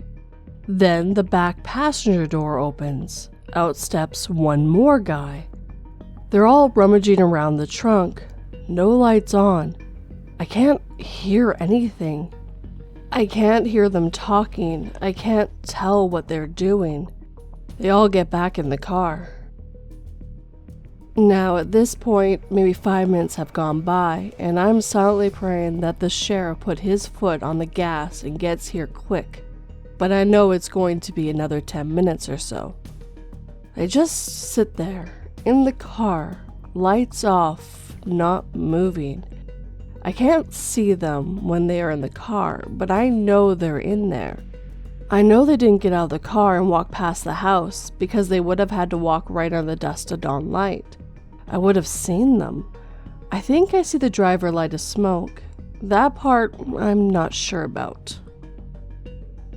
Then I see someone walking towards the car from the right, coming from the direction of the barn. It's a man. I have no idea who this man is. We don't have a neighbor for at least a mile, and he's coming from the back of my property, which ends in a creek. He walks under the dusk to dawn light straight to the car. He doesn't look at the house. He just walks to the car and gets in the back. The car starts up, and they slowly back out of my driveway and head north. The cops arrive about 10 minutes later, and at this point I'm freaking out. They search around, but can't find anything. Asked if we got the license plate, but they were parked too far away. Tell us to call if they come back. Sure, buddy, thanks. My husband goes and gets a shotgun from the shop on our property, and we try to go back to sleep. They never came back. I don't know who those people were. I don't know what they wanted. Creepy people in a car without a dead battery. Let's never, ever meet again.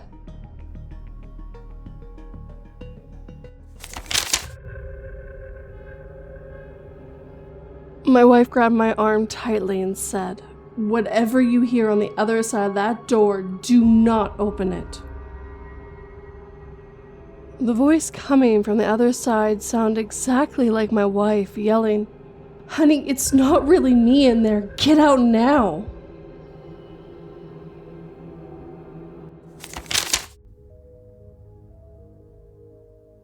Followed home and scared to death by CheeseyBreadstick. This scene happened when I was 21 years old. It was in a small town outside of a huge city in the Midwest. This was 1981. I worked at a fast food place and they stayed open till 3 a.m. My then husband worked for a bowling alley as a manager, and he was never off before 2 a.m. I was expecting my first child and business was slow, so I was sent home at about 1 a.m. In the town we lived in, there was a large private girls' college. Women were being warned to lock their car doors because 2 males were still on the loose that were targeting women around my age. They would sometimes follow them home and attack them or force a woman alone late at night off the road. The men were R-ing and unaliving the women. They had unalived 3 women by this point. 2 of the women were found on deserted roads and 1 in her apartment. There was no description of the men or what kind of vehicle they drove. I left work, climbed into my car, locked my doors, and started for home. The hairs on the back of my head stood up on end, and my gut feeling told me something was very wrong. I figured out that I was being followed home. I took several turns around town trying to shake the car, but to no avail. The advice given was that if you thought you were being followed, to drive to the police station. We had recently moved to this area, so I had no idea where the police station was. I was terrified, panicked, and I couldn't think of what to do. This was in the days of no cell phones, but there were payphones made in different areas where you could drive up to them, sit in the driver's seat, put your window down, and the payphone had a long enough cord to enable to stay in the car and talk. You still had to deposit money in order to talk even if you were calling 911. I thought briefly about trying to get to one of those phones, but I was too scared and didn't think I had a coin ready in time before the men could have time to approach me. My parents lived about 4 streets over from where I lived, so I decided the safest decision was to try and make it to my parents' house. I was still being followed when I got to my parents' home. There was a short block you could go around by my parents, and I went around that block about 3 times, and every time I did, I honked that horn. You would have thought that laying on the horn would have discouraged these creeps from continuing to follow me, but it had no effect. If anything, they moved in closer behind me. I pulled into their driveway, and these creeps pulled right in behind me, turning their lights off, and I heard their doors open and shut. I was beyond terror at this point. They were out of their cars, one coming up on one side and one on the other. My parents' house was a split level, and you pull up in front of a double-car garage. In order to get into the house, you have to either go through the garage door or the front door, and the front door was to the left of the driveway, about 2 car lengths away, plus a set of steps. I laid on the horn again, and they kept coming. My dad, who is retired military, oftentimes stayed up late at night watching TV. Thank God he did this night. All of a sudden, he turned the porch light on and burst out the front door. He assessed the situation instantly and started yelling at the creeps to get the fuck away from my car, all the while barreling down the steps towards them. At first, they didn't retreat very fast, but they must have thought better. My dad is very big boned and about 6'4". He had a brother that played in college football, and he wore a size 15 Triple E shoe. He made it to the front of their car and pounded on the hood of it before they were able to burn rubber reversing out of the driveway. While he was unable to get the license plate because they didn't have a front plate, he was able to describe them and give a make and model to the police. Police told me how fortunate I was that my dad had realized what a dire situation I was in. I still get chills thinking back to that night. I remember it as if it were yesterday. My dad said he thought he heard a car honk more than once, and then he heard me in the driveway. He had just shut off the TV and was heading for bed when I pulled in. Thank God my dad acted so quickly, or I might not be writing this today. This incident has caused me to be hyper aware of my surroundings, and I never turn into my driveway without making sure I'm not followed. Always be mindful of where you are and don't walk around with your headphones on or a phone pressed to your ear. You never know when it might be an odd moment for someone with ill intentions. Know where your local police station is, and if you ever get chills that something is wrong, drive into the police station. The police are more than happy to help you out. It's better to be safe than sorry. The police did capture these creeps about 2 weeks later, and they didn't get a 4th victim. They both were on probation for kidnapping, R-ing, and serving their time, and decided to unalive their victims to leave no witnesses. My dad is still my hero today, and his quick action prevented me from being the 4th victim. And the color, model, and make of the car my dad described was a description of what they were driving when they were arrested.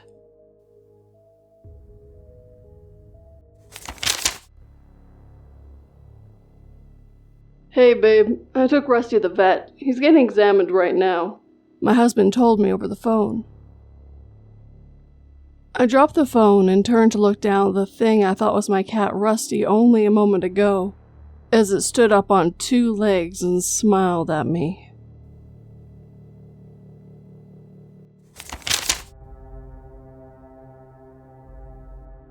There were 2 guys on my balcony with knives, by EliBbox. How are we doing, fans of Let's Not Meet? I'm a huge fan of the subreddit, even though I never got on it, but I think my story is probably worth being on here. Context. I was living in the Fuji Islands back in 2016, and I was 14 at the time. This story happened to my family, but mainly my mom lived it. It was on the 31st of October, and I was at my school for a Halloween-based party, and my parents and little sister had gone to a family friend's Halloween party, so the house was empty. My party finished at 9 a.m., and my dad came to pick me up but dropped off my mom and sister at the house because our security alarm was ringing. Because no one was home, my family obviously called the security company over, and they sent a van with 3 security guards. My mom opens the house and lets everyone in. They check the whole house and they see no one. My mother checks all the cupboards and under the bed with my little sister, who's only 12 at the time. The security goes outside in the garden and in the basement to check if there's anyone, and it's not an accidental ring. We do not have any pets. My mom turns on all the lights in the living room and the balcony. She starts to open the window and the gate that protects all the windows to get on the balcony. But when she looks at the keyhole to put it in, she notices a flip-flop on the floor. She then looks closer and she sees two pairs of legs hiding really close to each other against the wall under the garden sofa. There's a photo on screen to help you with that, guys. My mom yells out of her lungs, "They're on the balcony! They're on the balcony!" The two guys got scared and jumped off the balcony into my garden. One of the guards grabs the guy, but the second intruder jumps on the guard and they run away, jumping over the fence and running into the forest.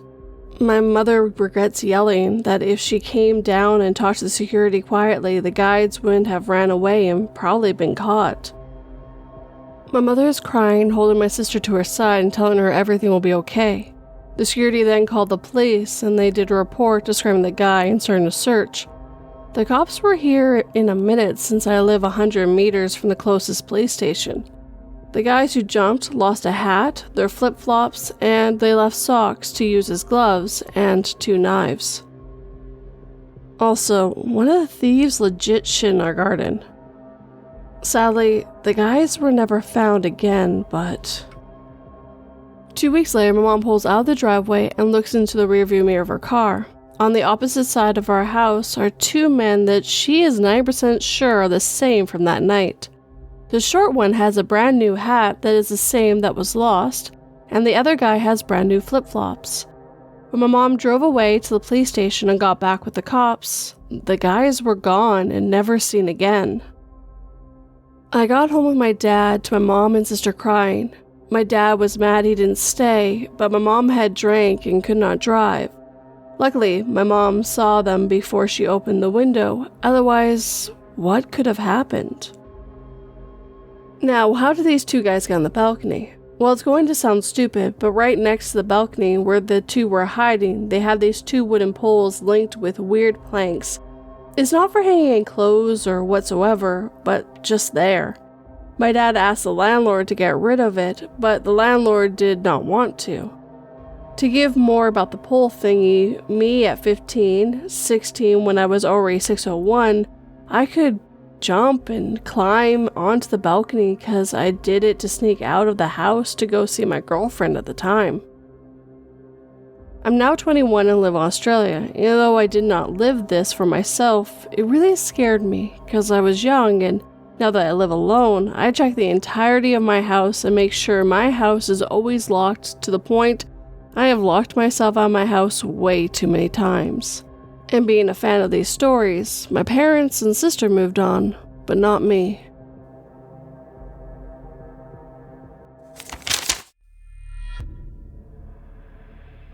I have been a Catholic all my life and followed all the rules to the letter. Why won't you let me through the gates?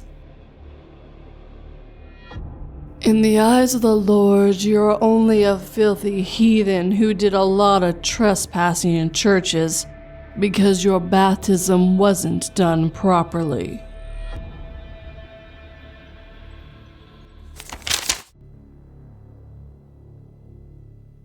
The Last Tram by Typical Television 9. So this happened years ago, when I was a dumb teenage girl who loved walking the city alone after dark. This took place in Eastern Europe, for context, in a city with a tramway system. On this one night, I sat in a tram station, waiting to catch the last tram home. 3 tram stops at this station, 2 of which went to where I was going. Important info for later. It was around 10 p.m., and as I sat there waiting, lost in thought, I barely registered a man quietly walking up and standing by the shelter. I thought nothing of it, just someone else waiting for the tram, until I started feeling weird. The streets were quiet and dark, and there was no one else in sight. Just me and the sky.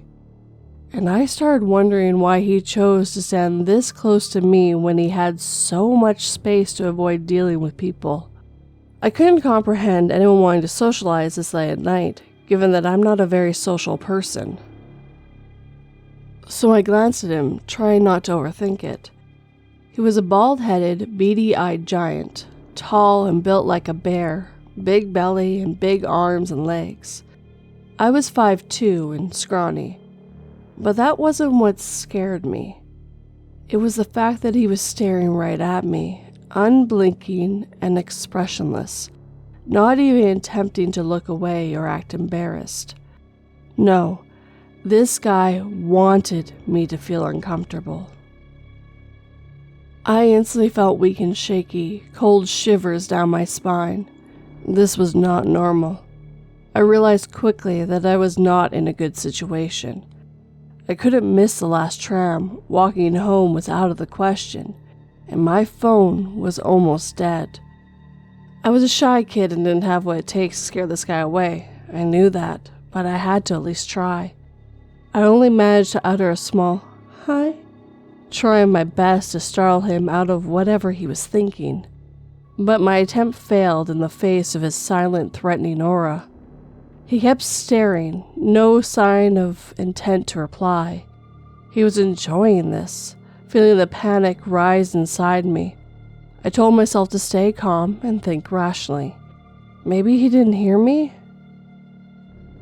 Minutes passed, his stare continued to burn on my skin, and there was no train in sight. Ignoring him didn't work. So I mustered up the courage to speak once again, this time louder. "What do you want? Stop staring." No answer. He definitely heard me this time. I felt myself starting to get angry. I didn't want to let this guy get to me anymore. I didn't want to continue to give him the satisfaction of watching me squirm nervously and pretend that his behavior didn't bother me. I took a deep breath and forced myself to start thinking. I knew what I couldn't do. I can't fight him off if he makes a move, and there's nothing I can say or do that will get him to stop. I didn't know what his intentions were, but I knew they weren't good. If I tried to walk away, he would probably follow. I could run, but he would most likely catch up to me before I could tire him out, since his legs were much longer than mine. Even if I managed to somehow lose him, walking home through the dark alleys past the junkies that were always prowling about could land me in an even worse situation. I could pretend to call someone, but he might feel compelled to act much sooner if he felt threatened. So what can I do? The only thing I could realistically be able to do was to try and outsmart him somehow. So I started developing a few plans, depending on which trams show up, trying to confirm whether he was amusing himself and actually waiting for a tram too, or popped over for other, more suspicious reasons, and whether I could get any kind of help.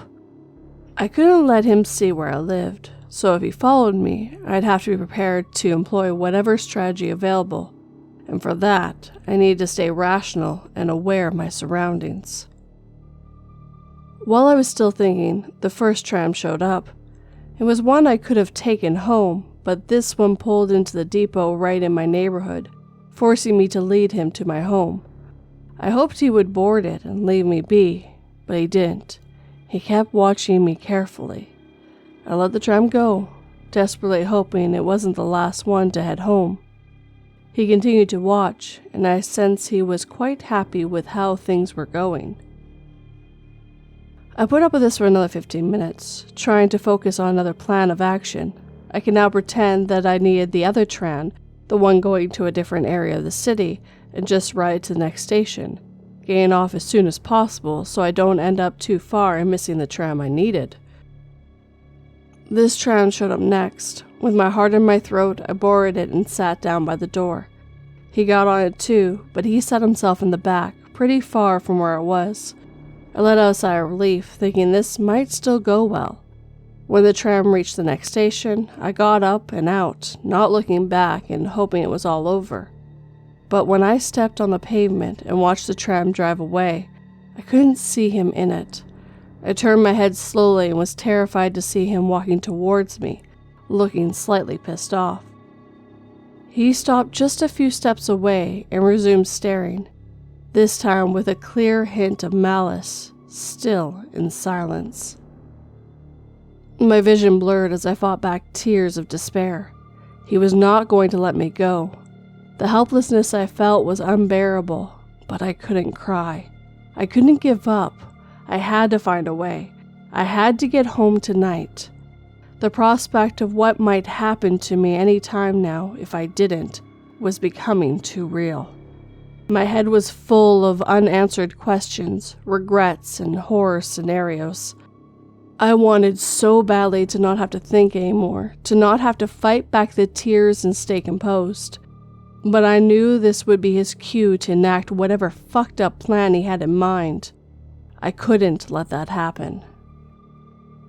Then I saw the final tram approach, the only one I could take now, and I got on as quickly as my trembling legs would allow me.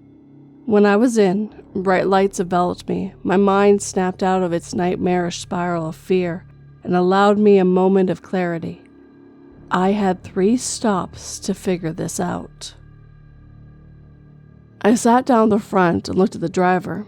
He was a frail old man, blissfully unaware of my distress. Getting the driver's attention was a no-go. We passed 1 stop. There was no one else waiting to climb aboard. I turned around, fully expecting to see that psycho had followed me once again, but I did not expect him to be sitting right behind me. He was not taking any chances. He was making sure I wouldn't try anything like last time. I shot him a hateful glare and allowed my anger to overcome my fear. I stood up and purposely walked over to another seat in the middle of the tram car. I wanted to make it clear, I will not put up with this BS any longer. He got up too and slowly walked up to a spot 2 seats behind and diagonal from me, then sat down with the tiniest arrogant grin on his face. Already expecting it, I shot up and stood in the middle of the door instead, determined to keep him on his toes. If I stood right by the doors, he won't have any idea which station I planned to get off at. He remained where he was, convinced that I was bluffing. After all, this really was the last tram. There was nothing else I could possibly do to escape now, he must have reckoned. So my defiance was just a funny act to him. This was my chance. I had to take the risk. It had to work. There were 3 doors in the tram, and they all opened and closed at the same time, and stayed open for around 5 seconds before closing again, if no buttons were pressed or people detected on the threshold. The next stop, the only one left before mine, came into view. The tram slowed to a stop. The door opened. I made no move. 5 long seconds passed. The door started to close. I bolted out and ran for it, reaching for the back door as fast as I could and slammed the button to open it again. My whole body tensed with adrenaline and waited a long, painful second and jumped back in, keeping my head low, holding my breath and crouching behind the nearest seat. I shut my eyes tightly and exhaled slowly while thanking the gods. I didn't believe the button would work, and wishing with all my might for him to have not seen me before I got back in. As I was waiting to hear his footsteps approaching, I pictured him frantically looking for me. Was he still on the tram, face screwed up in anger, head turning like a fat, ugly meerkat? Or was he catching his breath on the pavement of the last station, mad eyes searching the darkness for me? As the tram continued its long journey, banging and clanging in sync with my heartbeat, I dared to smile at myself, imagining his face when he realized he fucked up. Hands on my chest, I did my best to stealthily look around the corner and found no one looking back. I stood up in excitement and threw myself at the foggy back window. There he was, standing alone and victimless on the slowly fading out of sight station, watching me leave him and his vile plans behind. Giving someone the middle finger never felt so good. I made it home and told Noah my story, for fear I'd be admonished for my naivety, but I was safe. I was proud of myself, and I learned my lesson. Creepy stranger, I hope the events of that day taught you to not underestimate girls, and prevented you becoming a criminal for the rest of your life. Let's never meet again.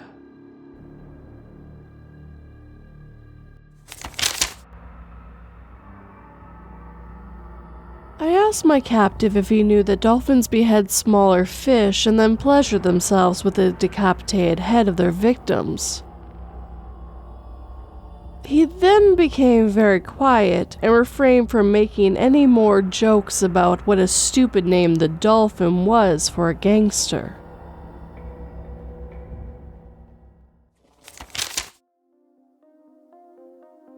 He tried to follow me home. By Anonymoose. This happened about a decade ago, when I was 19. At the time, I rented an apartment in a west side neighborhood of Chicago with my sister, who was a year older than me. We both worked hospitality jobs in the city, and we both had pretty robust social lives, so it was fairly typical for one or both of us to get home at weird hours or be out all night. I take the pink line to and from work. At this point in my life, I was pretty used to being catcalled walking down the street. I'd been flashed on public transit a few times. Men would bump into me from behind on packed trains. Basically, the usual amount of sexual harassment for a young woman living in the city. Not much fazed me. Of course, it was uncomfortable, but I was never truly terrified. Until one night.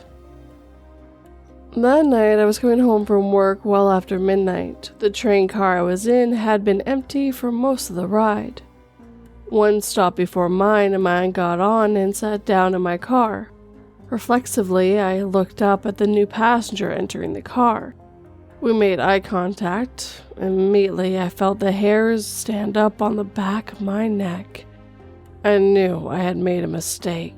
That this might be interpreted as some sort of invitation. I quickly looked away, but felt him watching me as the train pulled away from the station. Since my stop was only one stop away, I decided to wait until the last second to stand up and exit the car, just in case he tried to follow me.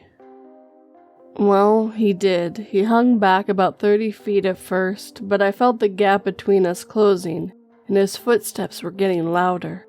Then I heard him try to catch my attention, saying, "Hey." He catches up and starts speaking to me like any other man trying to chat me up would.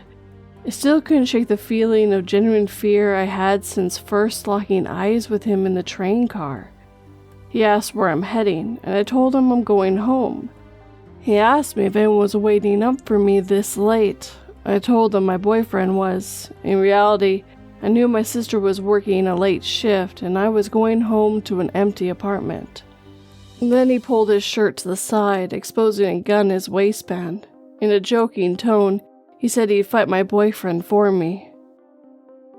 I laughed along and kept walking. We were walking down Samark, which is a pretty busy street even that late at night. I knew I couldn't let him follow me to my apartment, so when I came to the cross street where I should have turned, I just kept going straight. Eventually, I had walked far enough that I had passed the stop where he had originally got on the train.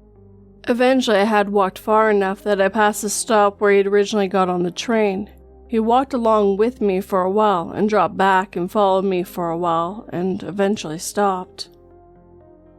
I thought I'd be relieved once I had shaken him, but as soon as I couldn't see him anymore, my fear only heightened. I still had to double back to my apartment somehow, and the trains had stopped running at 2 a.m. I figured he knew I walked too far and would have to turn around, so I thought it was possible he posted up somewhere in Claremont waiting for me. I turned off and walked a few blocks north and then started my less than 1 mile walk back west towards my apartment. The walk back was excruciating. Since I was now off the main road, it was much darker and there was absolutely nobody around. I kept telling myself I had to get home safe for my sister, because she'd never be able to live with herself if something happened to me. I kept putting one foot in front of the other, and when I finally made it into my apartment and locked the door behind me, I collapsed into a puddle of tears. 10 years later on, I never felt fear again like I did that night. To this day, I never told my sister about it.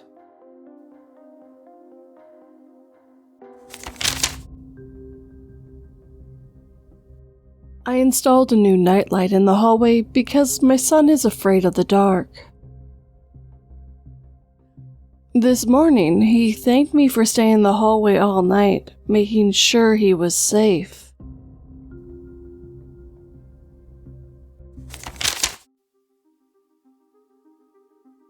Harassed, chased down by a car while walking with my mom.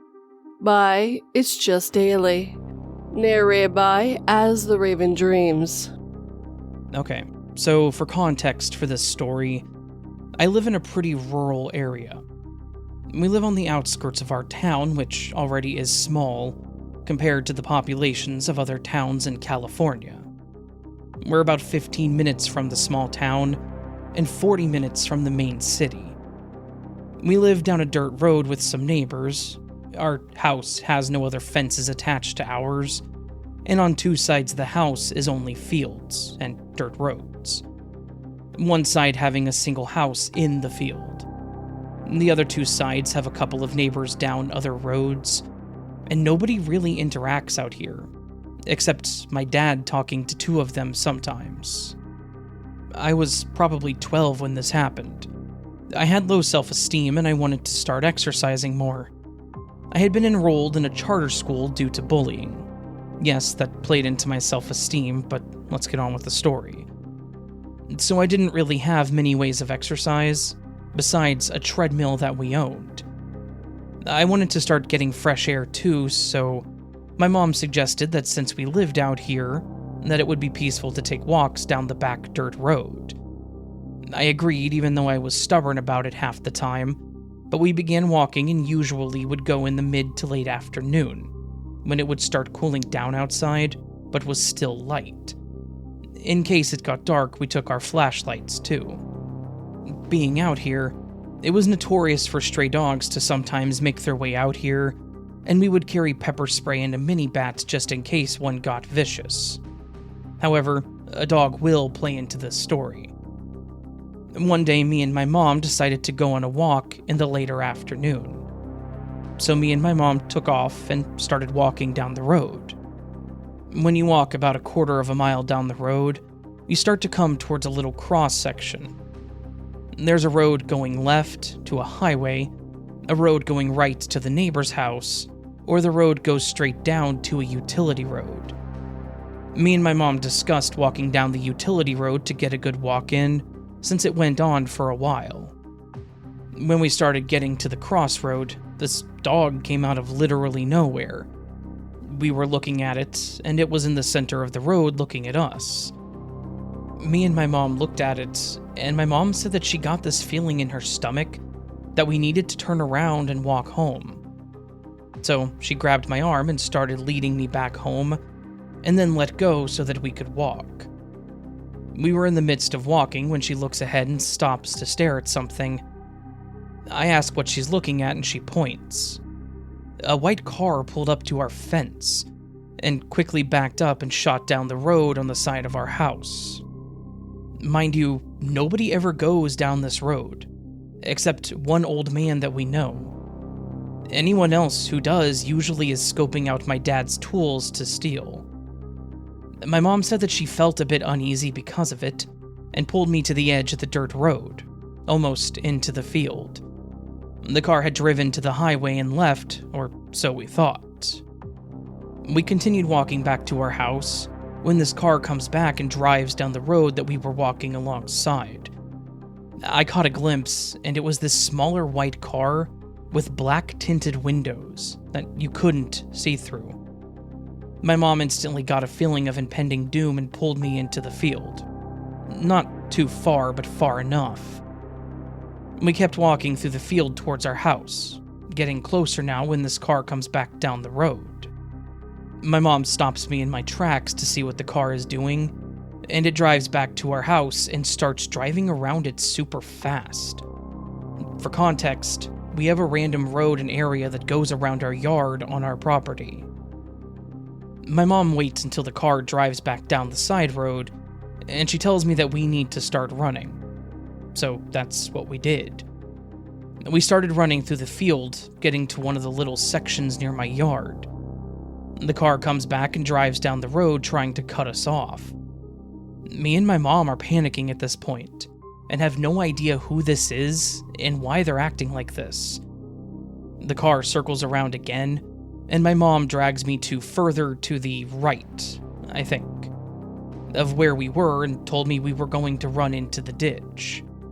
We get down in the ditch, and the car comes back around and pulls to the edge of the ditch where we were. The front of the car was facing us, and all I could think about was if it drove down, it would hit me and my mom and probably kill us. My mom quickly put her arm in front of me and stood dead still while I was literally horrified, and dropped our flashlight, and I think my water bottle. The car was getting ready to drive down where we were, and then suddenly they backed up and drove around the yard, going back down the side road to the highway. Me and my mom felt like our souls had left, and she tells me to run, don't look back, and to go to the front gate. I run up the ditch, feeling my heart pounding. I run around the yard and towards the front gate, flinging it open, and I started running towards the front door. I didn't hear my mom behind me. I was running to the door to open it right when I looked over and saw the car coming back down the side road. I ran into the house, trying to catch my breath. I saw the car drive down the road and I didn't see my mom, so I was panicking. I ran towards the sliding glass door, and suddenly my mom comes running towards it and flings it open, running in and locking it. She tells me to go lock the front door while I try to catch my breath, and tell her that I was scared because I had no idea where she was. She went to chug some water from the fridge and told me that, when I was running, she was trying to shut the front gate when she noticed the car coming back down the road. She said that she knew she wouldn't have time to follow me to the door, so she ran behind my sister's car to stay out of the view of the car. And when it drove back down the road, she took the opportunity to run to the back door since it was closer to my sister's car. It's crazy to think that if we hadn't seen that dog standing there in the road and decided to turn back, that we may have been run down. Fortunately, we haven't seen the car again, and think it may have just been some crazy person or druggie who just so happened to come down our road that day.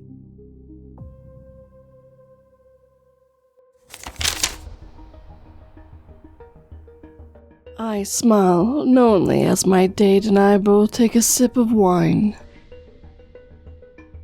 It is only as I wake up to find myself chained in a dark basement that I realize she must have switched our glasses.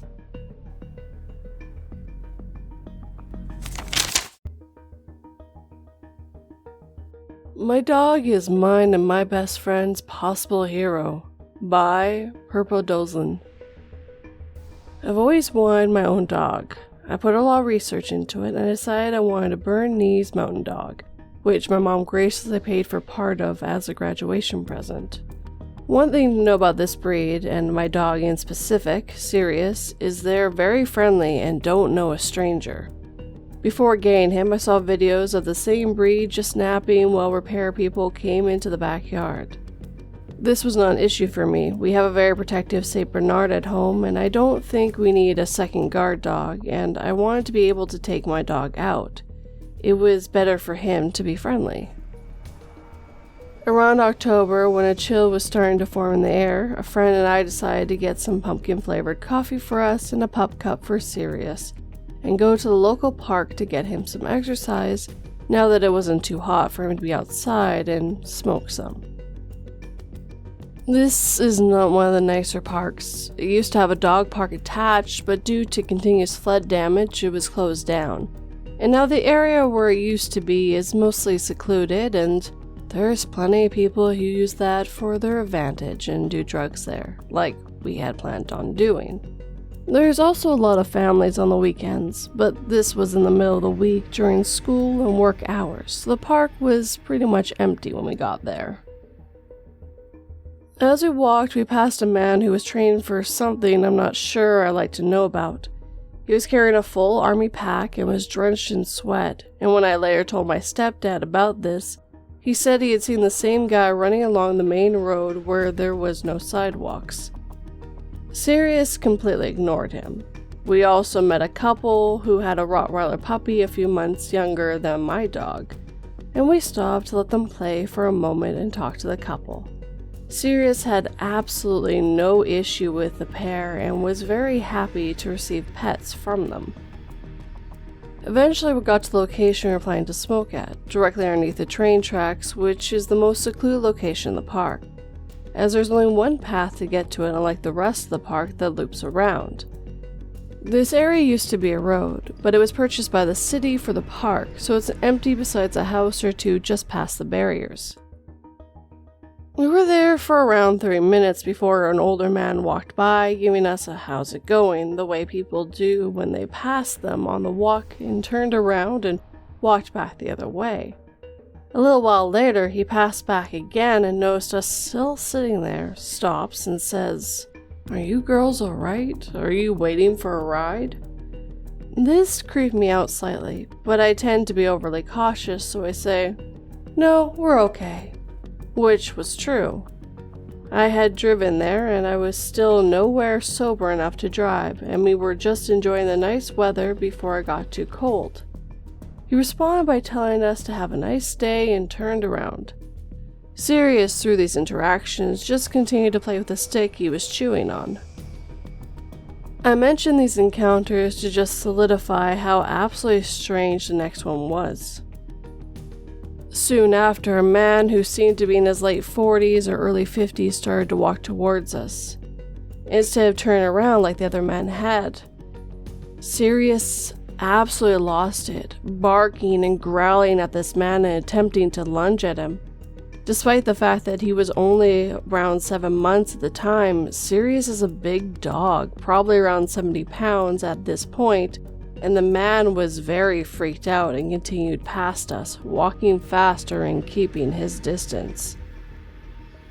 However, like I said earlier, there's nothing behind us besides an empty road and thick, heavy woods. My friend and I continued to sit there until I was sure enough that he was gone. "That was weird, right?" I asked my friend about 30 minutes after. She agreed with me. "Where did he even go anyway?" That was something I hadn't considered at the time, but looking around, I couldn't think of anywhere he could have been. Because we're high and stupid, we come up with the brilliant idea to wait and see if he passed us again. And if he doesn't, we'd walk towards the road behind us to see if there were houses he could have gone to. However, him living in one seemed unlikely. He was dressed for hiking with one of those backpacks specifically made for it, and he lived so close I didn't think he'd dress up for a hike. He doesn't pass us again, so we walk up the small hill and past the barricade. There's around 3 houses just past it, all pretty run down. The second we get to the first one, a man comes out on his porch with a gun and just stares at us. So, safe to say the people who live there aren't a fan of people from the park on their property. I think the only solution is he went into the woods. I never seen my dog act like that before, and I haven't seen him act like that since. Every other time he acts like everyone he meets he's known for life. I've always thought the dogs have better instincts than us, and this has just proven it for me. We're both pretty small girls, around 100 pounds and under 5'5", and it's scary to think what could have happened had my dog not been with us, and we had no way of defending ourselves in such a secluded area.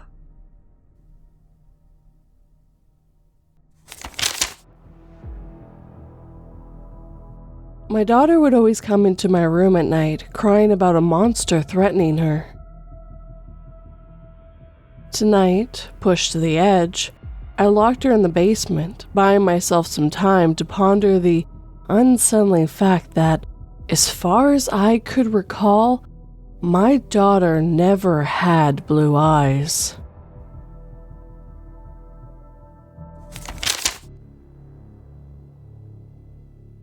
Joey Crack by Simulation Error. Narrated by As the Raven Dreams. This happened while in my early 20s. My best friend was always getting into risky stuff. While she did various drugs, I was always more of a pothead. When they said pot was a gateway drug, I believe it's true to a certain extent, with those who have addictive personalities. She definitely developed an addiction issue later on. My friend, her name was KK, was always down to meet people. She used to friend random people on Facebook or Instagram. She would ask me to hang out, so that way when she met people, I was the buffer just in case they didn't like each other. One day she came over to my house unannounced and was like, "Hey, let's go to my uncle's house," because her aunt was there, and her aunt had some goods. Her aunt happened to be down the road. Her aunt and uncle were known as dealers in the area. So, we went. When we got there, she was like, "Hey, I met this guy online. He goes by Joey Crack." Then she shows her aunts his pictures. He's a wide-set man with a red goofy face, cornrow braids, face tattoos, and a gold grill. I laughed and said, "Wow, Kay, you really know how to pick 'em." She had already invited him over, so upon his arrival, he then comes out of nowhere, just walks right up and gives Kay a big hug, and everyone else a kiss on the cheek. In this part of town, there was nothing around, just houses, a school, and woods. The closest store was about 20 minutes, so it struck me as odd that he walked there. So it was me, Kay, her aunt, and her aunt's friend. We sit and get 3 joints in rotation. By this time, both aunts are high as a kite on coke.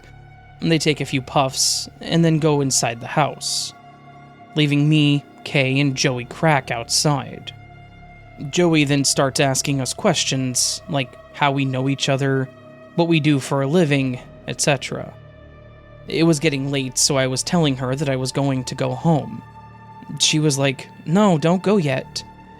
I told her that I was tired and that Joey is weird and that he kept low-key hitting on me.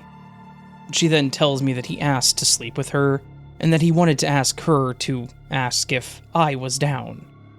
I laughed it off and said, "You're crazy."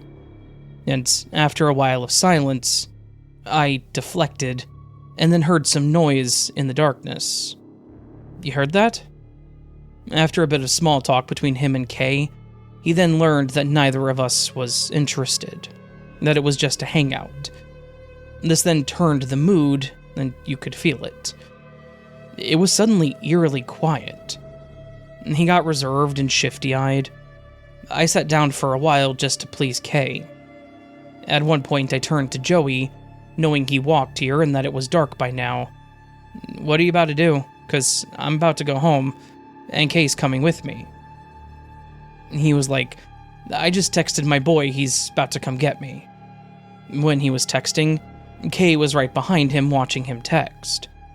Her eyes grew wide and she looked at me. That was silent girl code for girl WTF. Kay broke the silence and was like, "Hey, come help me get this thing from inside to bring it out." So I did. We went inside and she was like, "I'm gonna call my uncle so he can take us to your place." And I was like, "Why?" My house was like a 10-minute walk. She said because when she was looking at Joey text, he sent to whoever was coming to pick him up the information of all of us here.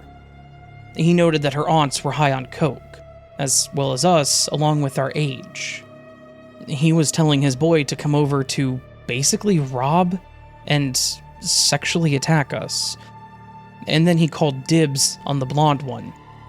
I was the blonde one. Every hair stood up on my body, with the thought of some gross goon trying to have his way with me. I was mad because she got me into this crap. We came back out and continued our conversation with him so that he wouldn't get suspicious of us. She mentioned out loud that her uncle was on his way home. As he pulled in, a sigh of relief came out of me. They spoke briefly, and Joey then departs into the darkness before his ride even shows up. Kay and I get a ride from her uncle to my house. On the ride, we noted how weird Joey was. Later that night, as I was going to bed, I checked my Facebook, and I had a friend request from Joey, and a message. "You're so pretty. I would love some alone time with you, without your friend." The message ended with his number. I never blocked someone so fast. After this, Kay did not learn her lesson. But that's another story for another time. A week later, Joey was in the news as he was wanted for SA, robbery, and drug possession. A bullet well missed on my part. So Joey Crack, let's never meet again.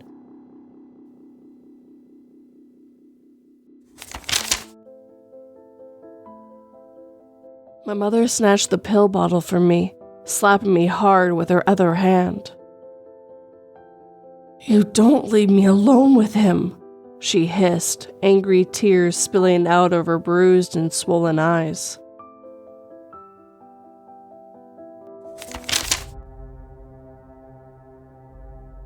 Average Motel 6 Experience by AddPlastic7988. I'm 22 male, so I decided to stay in a Motel 6 for one night in southern North Hampshire area. I had back-to-back hotel shifts, so it wasn't worth it to drive 45 minutes back home just to do it again 6 hours later. I checked in around 11:15 p.m. and went to my room. Of course, the door refused to open and the key ended up snapping in half, probably because it was 10 degrees out. So I had to go back to the office to change rooms and get a new card. My new room actually did open. It was pretty clean overall. I didn't see any major issues with it. I tried to get some sleep, but wake up about 4 a.m. to people arguing somewhere in the hotel. I generally didn't think it was possible to be so unbelievably loud between two people. This argument went on for what seemed like forever, until finally they shut the fuck up. However, about 15 minutes later, I hear someone trying to force their way into my room. I had both locked and latched the door, yet the door somehow was cracked open, and the latch was definitely about to give out. It would have opened fully if I didn't say, "Get the fuck out!" Between the cracks, I just saw a dark figure in maybe a hoodie or jacket. The instant I said that, the door closed and the person seemingly left. Now, I would have opened the door and confronted them, but I did not have my gun on me at the time. I genuinely have no idea what could have happened if I was fully asleep and didn't hear them open the door. First and last time I'll ever stay at a Motel 6. For the love of God, no matter how much money you save by staying at a Motel 6, please, please, please just stay at a regular hotel. I promise you, it's worth it.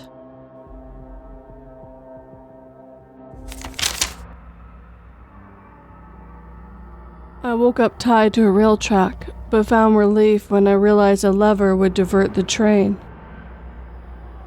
Unfortunately, the other track had 5 people tied there, and I was alone.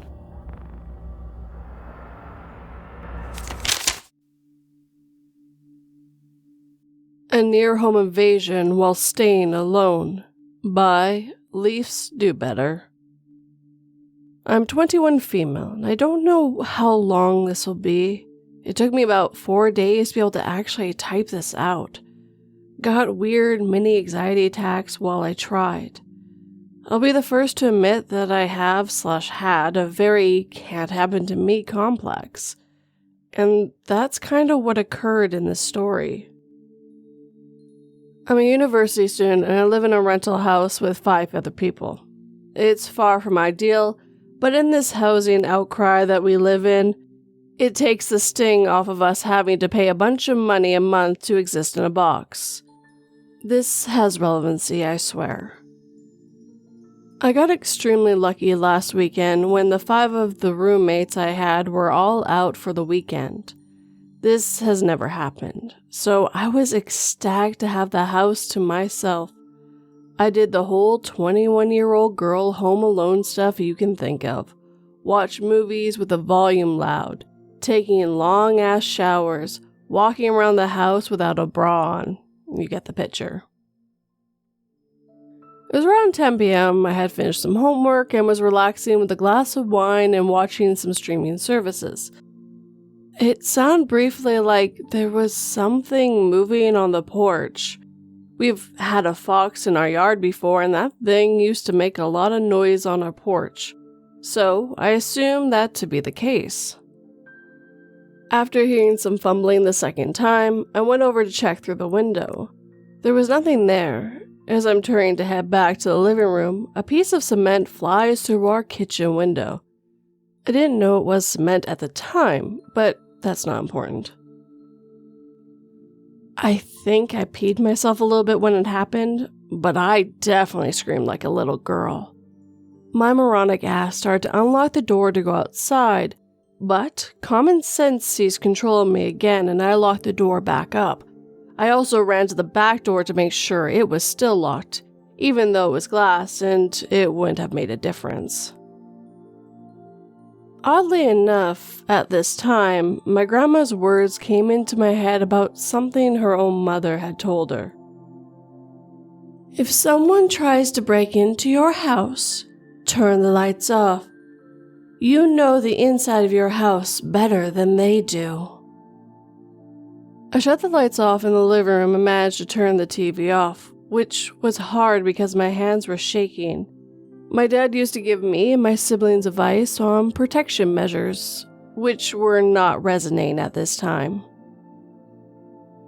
I secured myself in my upstairs bedroom, roast me if you want, and had turned all the lights out in the house as I passed them. While walking up the stairs, I could hear the doorknob shaking furiously from the front door. Don't know if there was more than one person or if they realized they couldn't jump the fence to get into the backyard. While calling for emergency services on the speaker, I secured my hunting knife to the end of my hockey stick with hot pink duct tape. I know that's probably one of the most Canadian things I could say. If I was going to have to use it, at least I would look fabulous. I stayed in the dark holding my makeshift spear for what was probably about 15 minutes.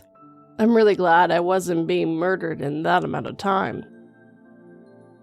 The operator told me the police were coming, which they eventually did. Took a very unsettling amount of time. The only reason I left the bedroom in the first place was because I heard knocking on the door downstairs, and the police lights were flashing through the window. Otherwise, someone would have had to come in and physically pull me out of the room. A statement was given, but that's all they did. Literally, all they did. Literally all they did. Nothing else. Just literally that. A very nice female officer stayed with me in the house and helped me clean up the glass until my brother showed up to bring me to his place for the rest of the weekend. So, shout out to the officer cutie with the tattoos. I made an appointment with the doctor to get on anxiety medicine as well as medicine for nightmares.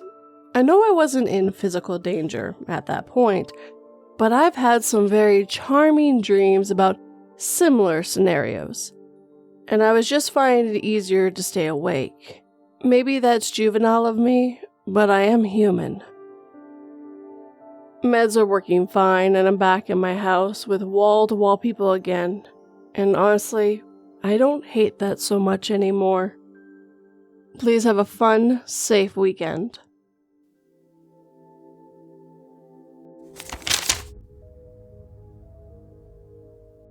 As the last day of my religious training ended, I was told to walk down the long stone walkway and reach the 5 towering pillars at the end. When I reached the end, they seemed to begin to curl in. Those weren't pillars. They were fingers.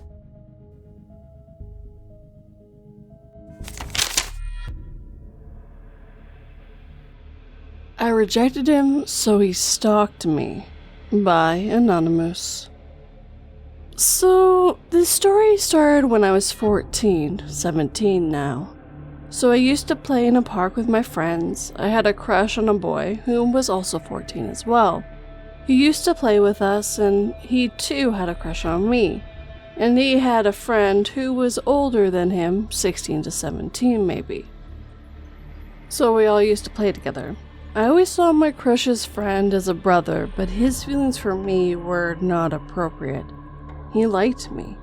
So one day, on my birthday, he randomly approached me and told me that he loved me. I replied that I did not have the same feelings for him and liked someone else. He did not take no as an answer. Now, this is when the creepy part started. I recently joined Instagram and somehow he found my Insta ID and began messaging me about how he loved me. I rejected him multiple times, but he just won't stop, so I blocked him. Now he started making multiple Insta accounts to stalk me and message me from each one of them, and I kept blocking him. I was annoyed and enraged at this point and threatened him that I would report him to the cyber police. So he took it up his ego and kind of started following me at places. He would take the same route as mine, knew the timing about when I was going to the park, when I was going to buy groceries. So whenever I went out of the house, he would creepily stare.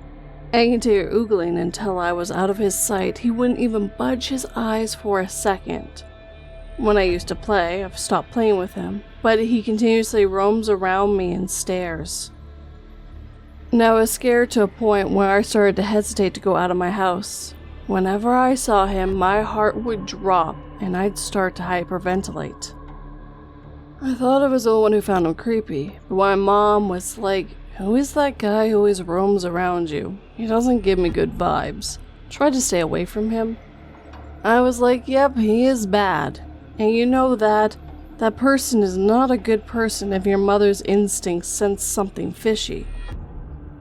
This went on for 2 whole years, and his staring or messaging and stalking for fake accounts didn't stop. He even went to the extent to manipulate a friend of mine and my crush, who I started dating, that I was a slut. We didn't break up though. That's when I had enough and decided to take action. I went straight to that bastard and slapped him right into his face. To this day, whenever I hear his name or see his picture, I get a panic attack and my hands and legs start shaking in fear. In fact, he was attracted to one of my friends and asked to see her breasts. She was too scared to do anything to him or even tell an adult.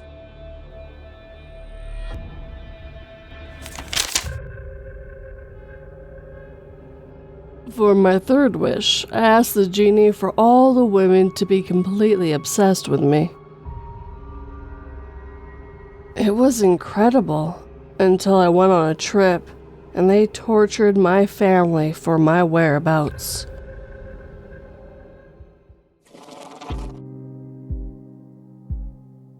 And with that, our time together is coming to an end. First of all, I'd like to thank all the writers who let me read their stories when I first originally did them. This was a compilation of stories I did back in November of 2023 up to March of 2024, so some of it over a year ago. I try to do these every once in a while, and I kind of leave my vault for when life gets in my way, and, well, life got in the way again.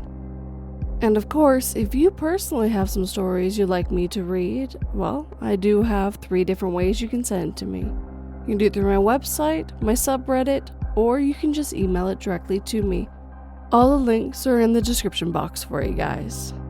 And of course, if you enjoyed these stories, hit that like button and make sure it feels it. If you're new, please subscribe and turn that pretty little bell to all notifications. And of course, I would absolutely love a comment. Tell me which story was your favorite, what kind of stories you like in the future, or anything else in general. If you're on the podcast and are able to, please leave me a review. And if you're specifically listening on Spotify, you can leave me a comment right there.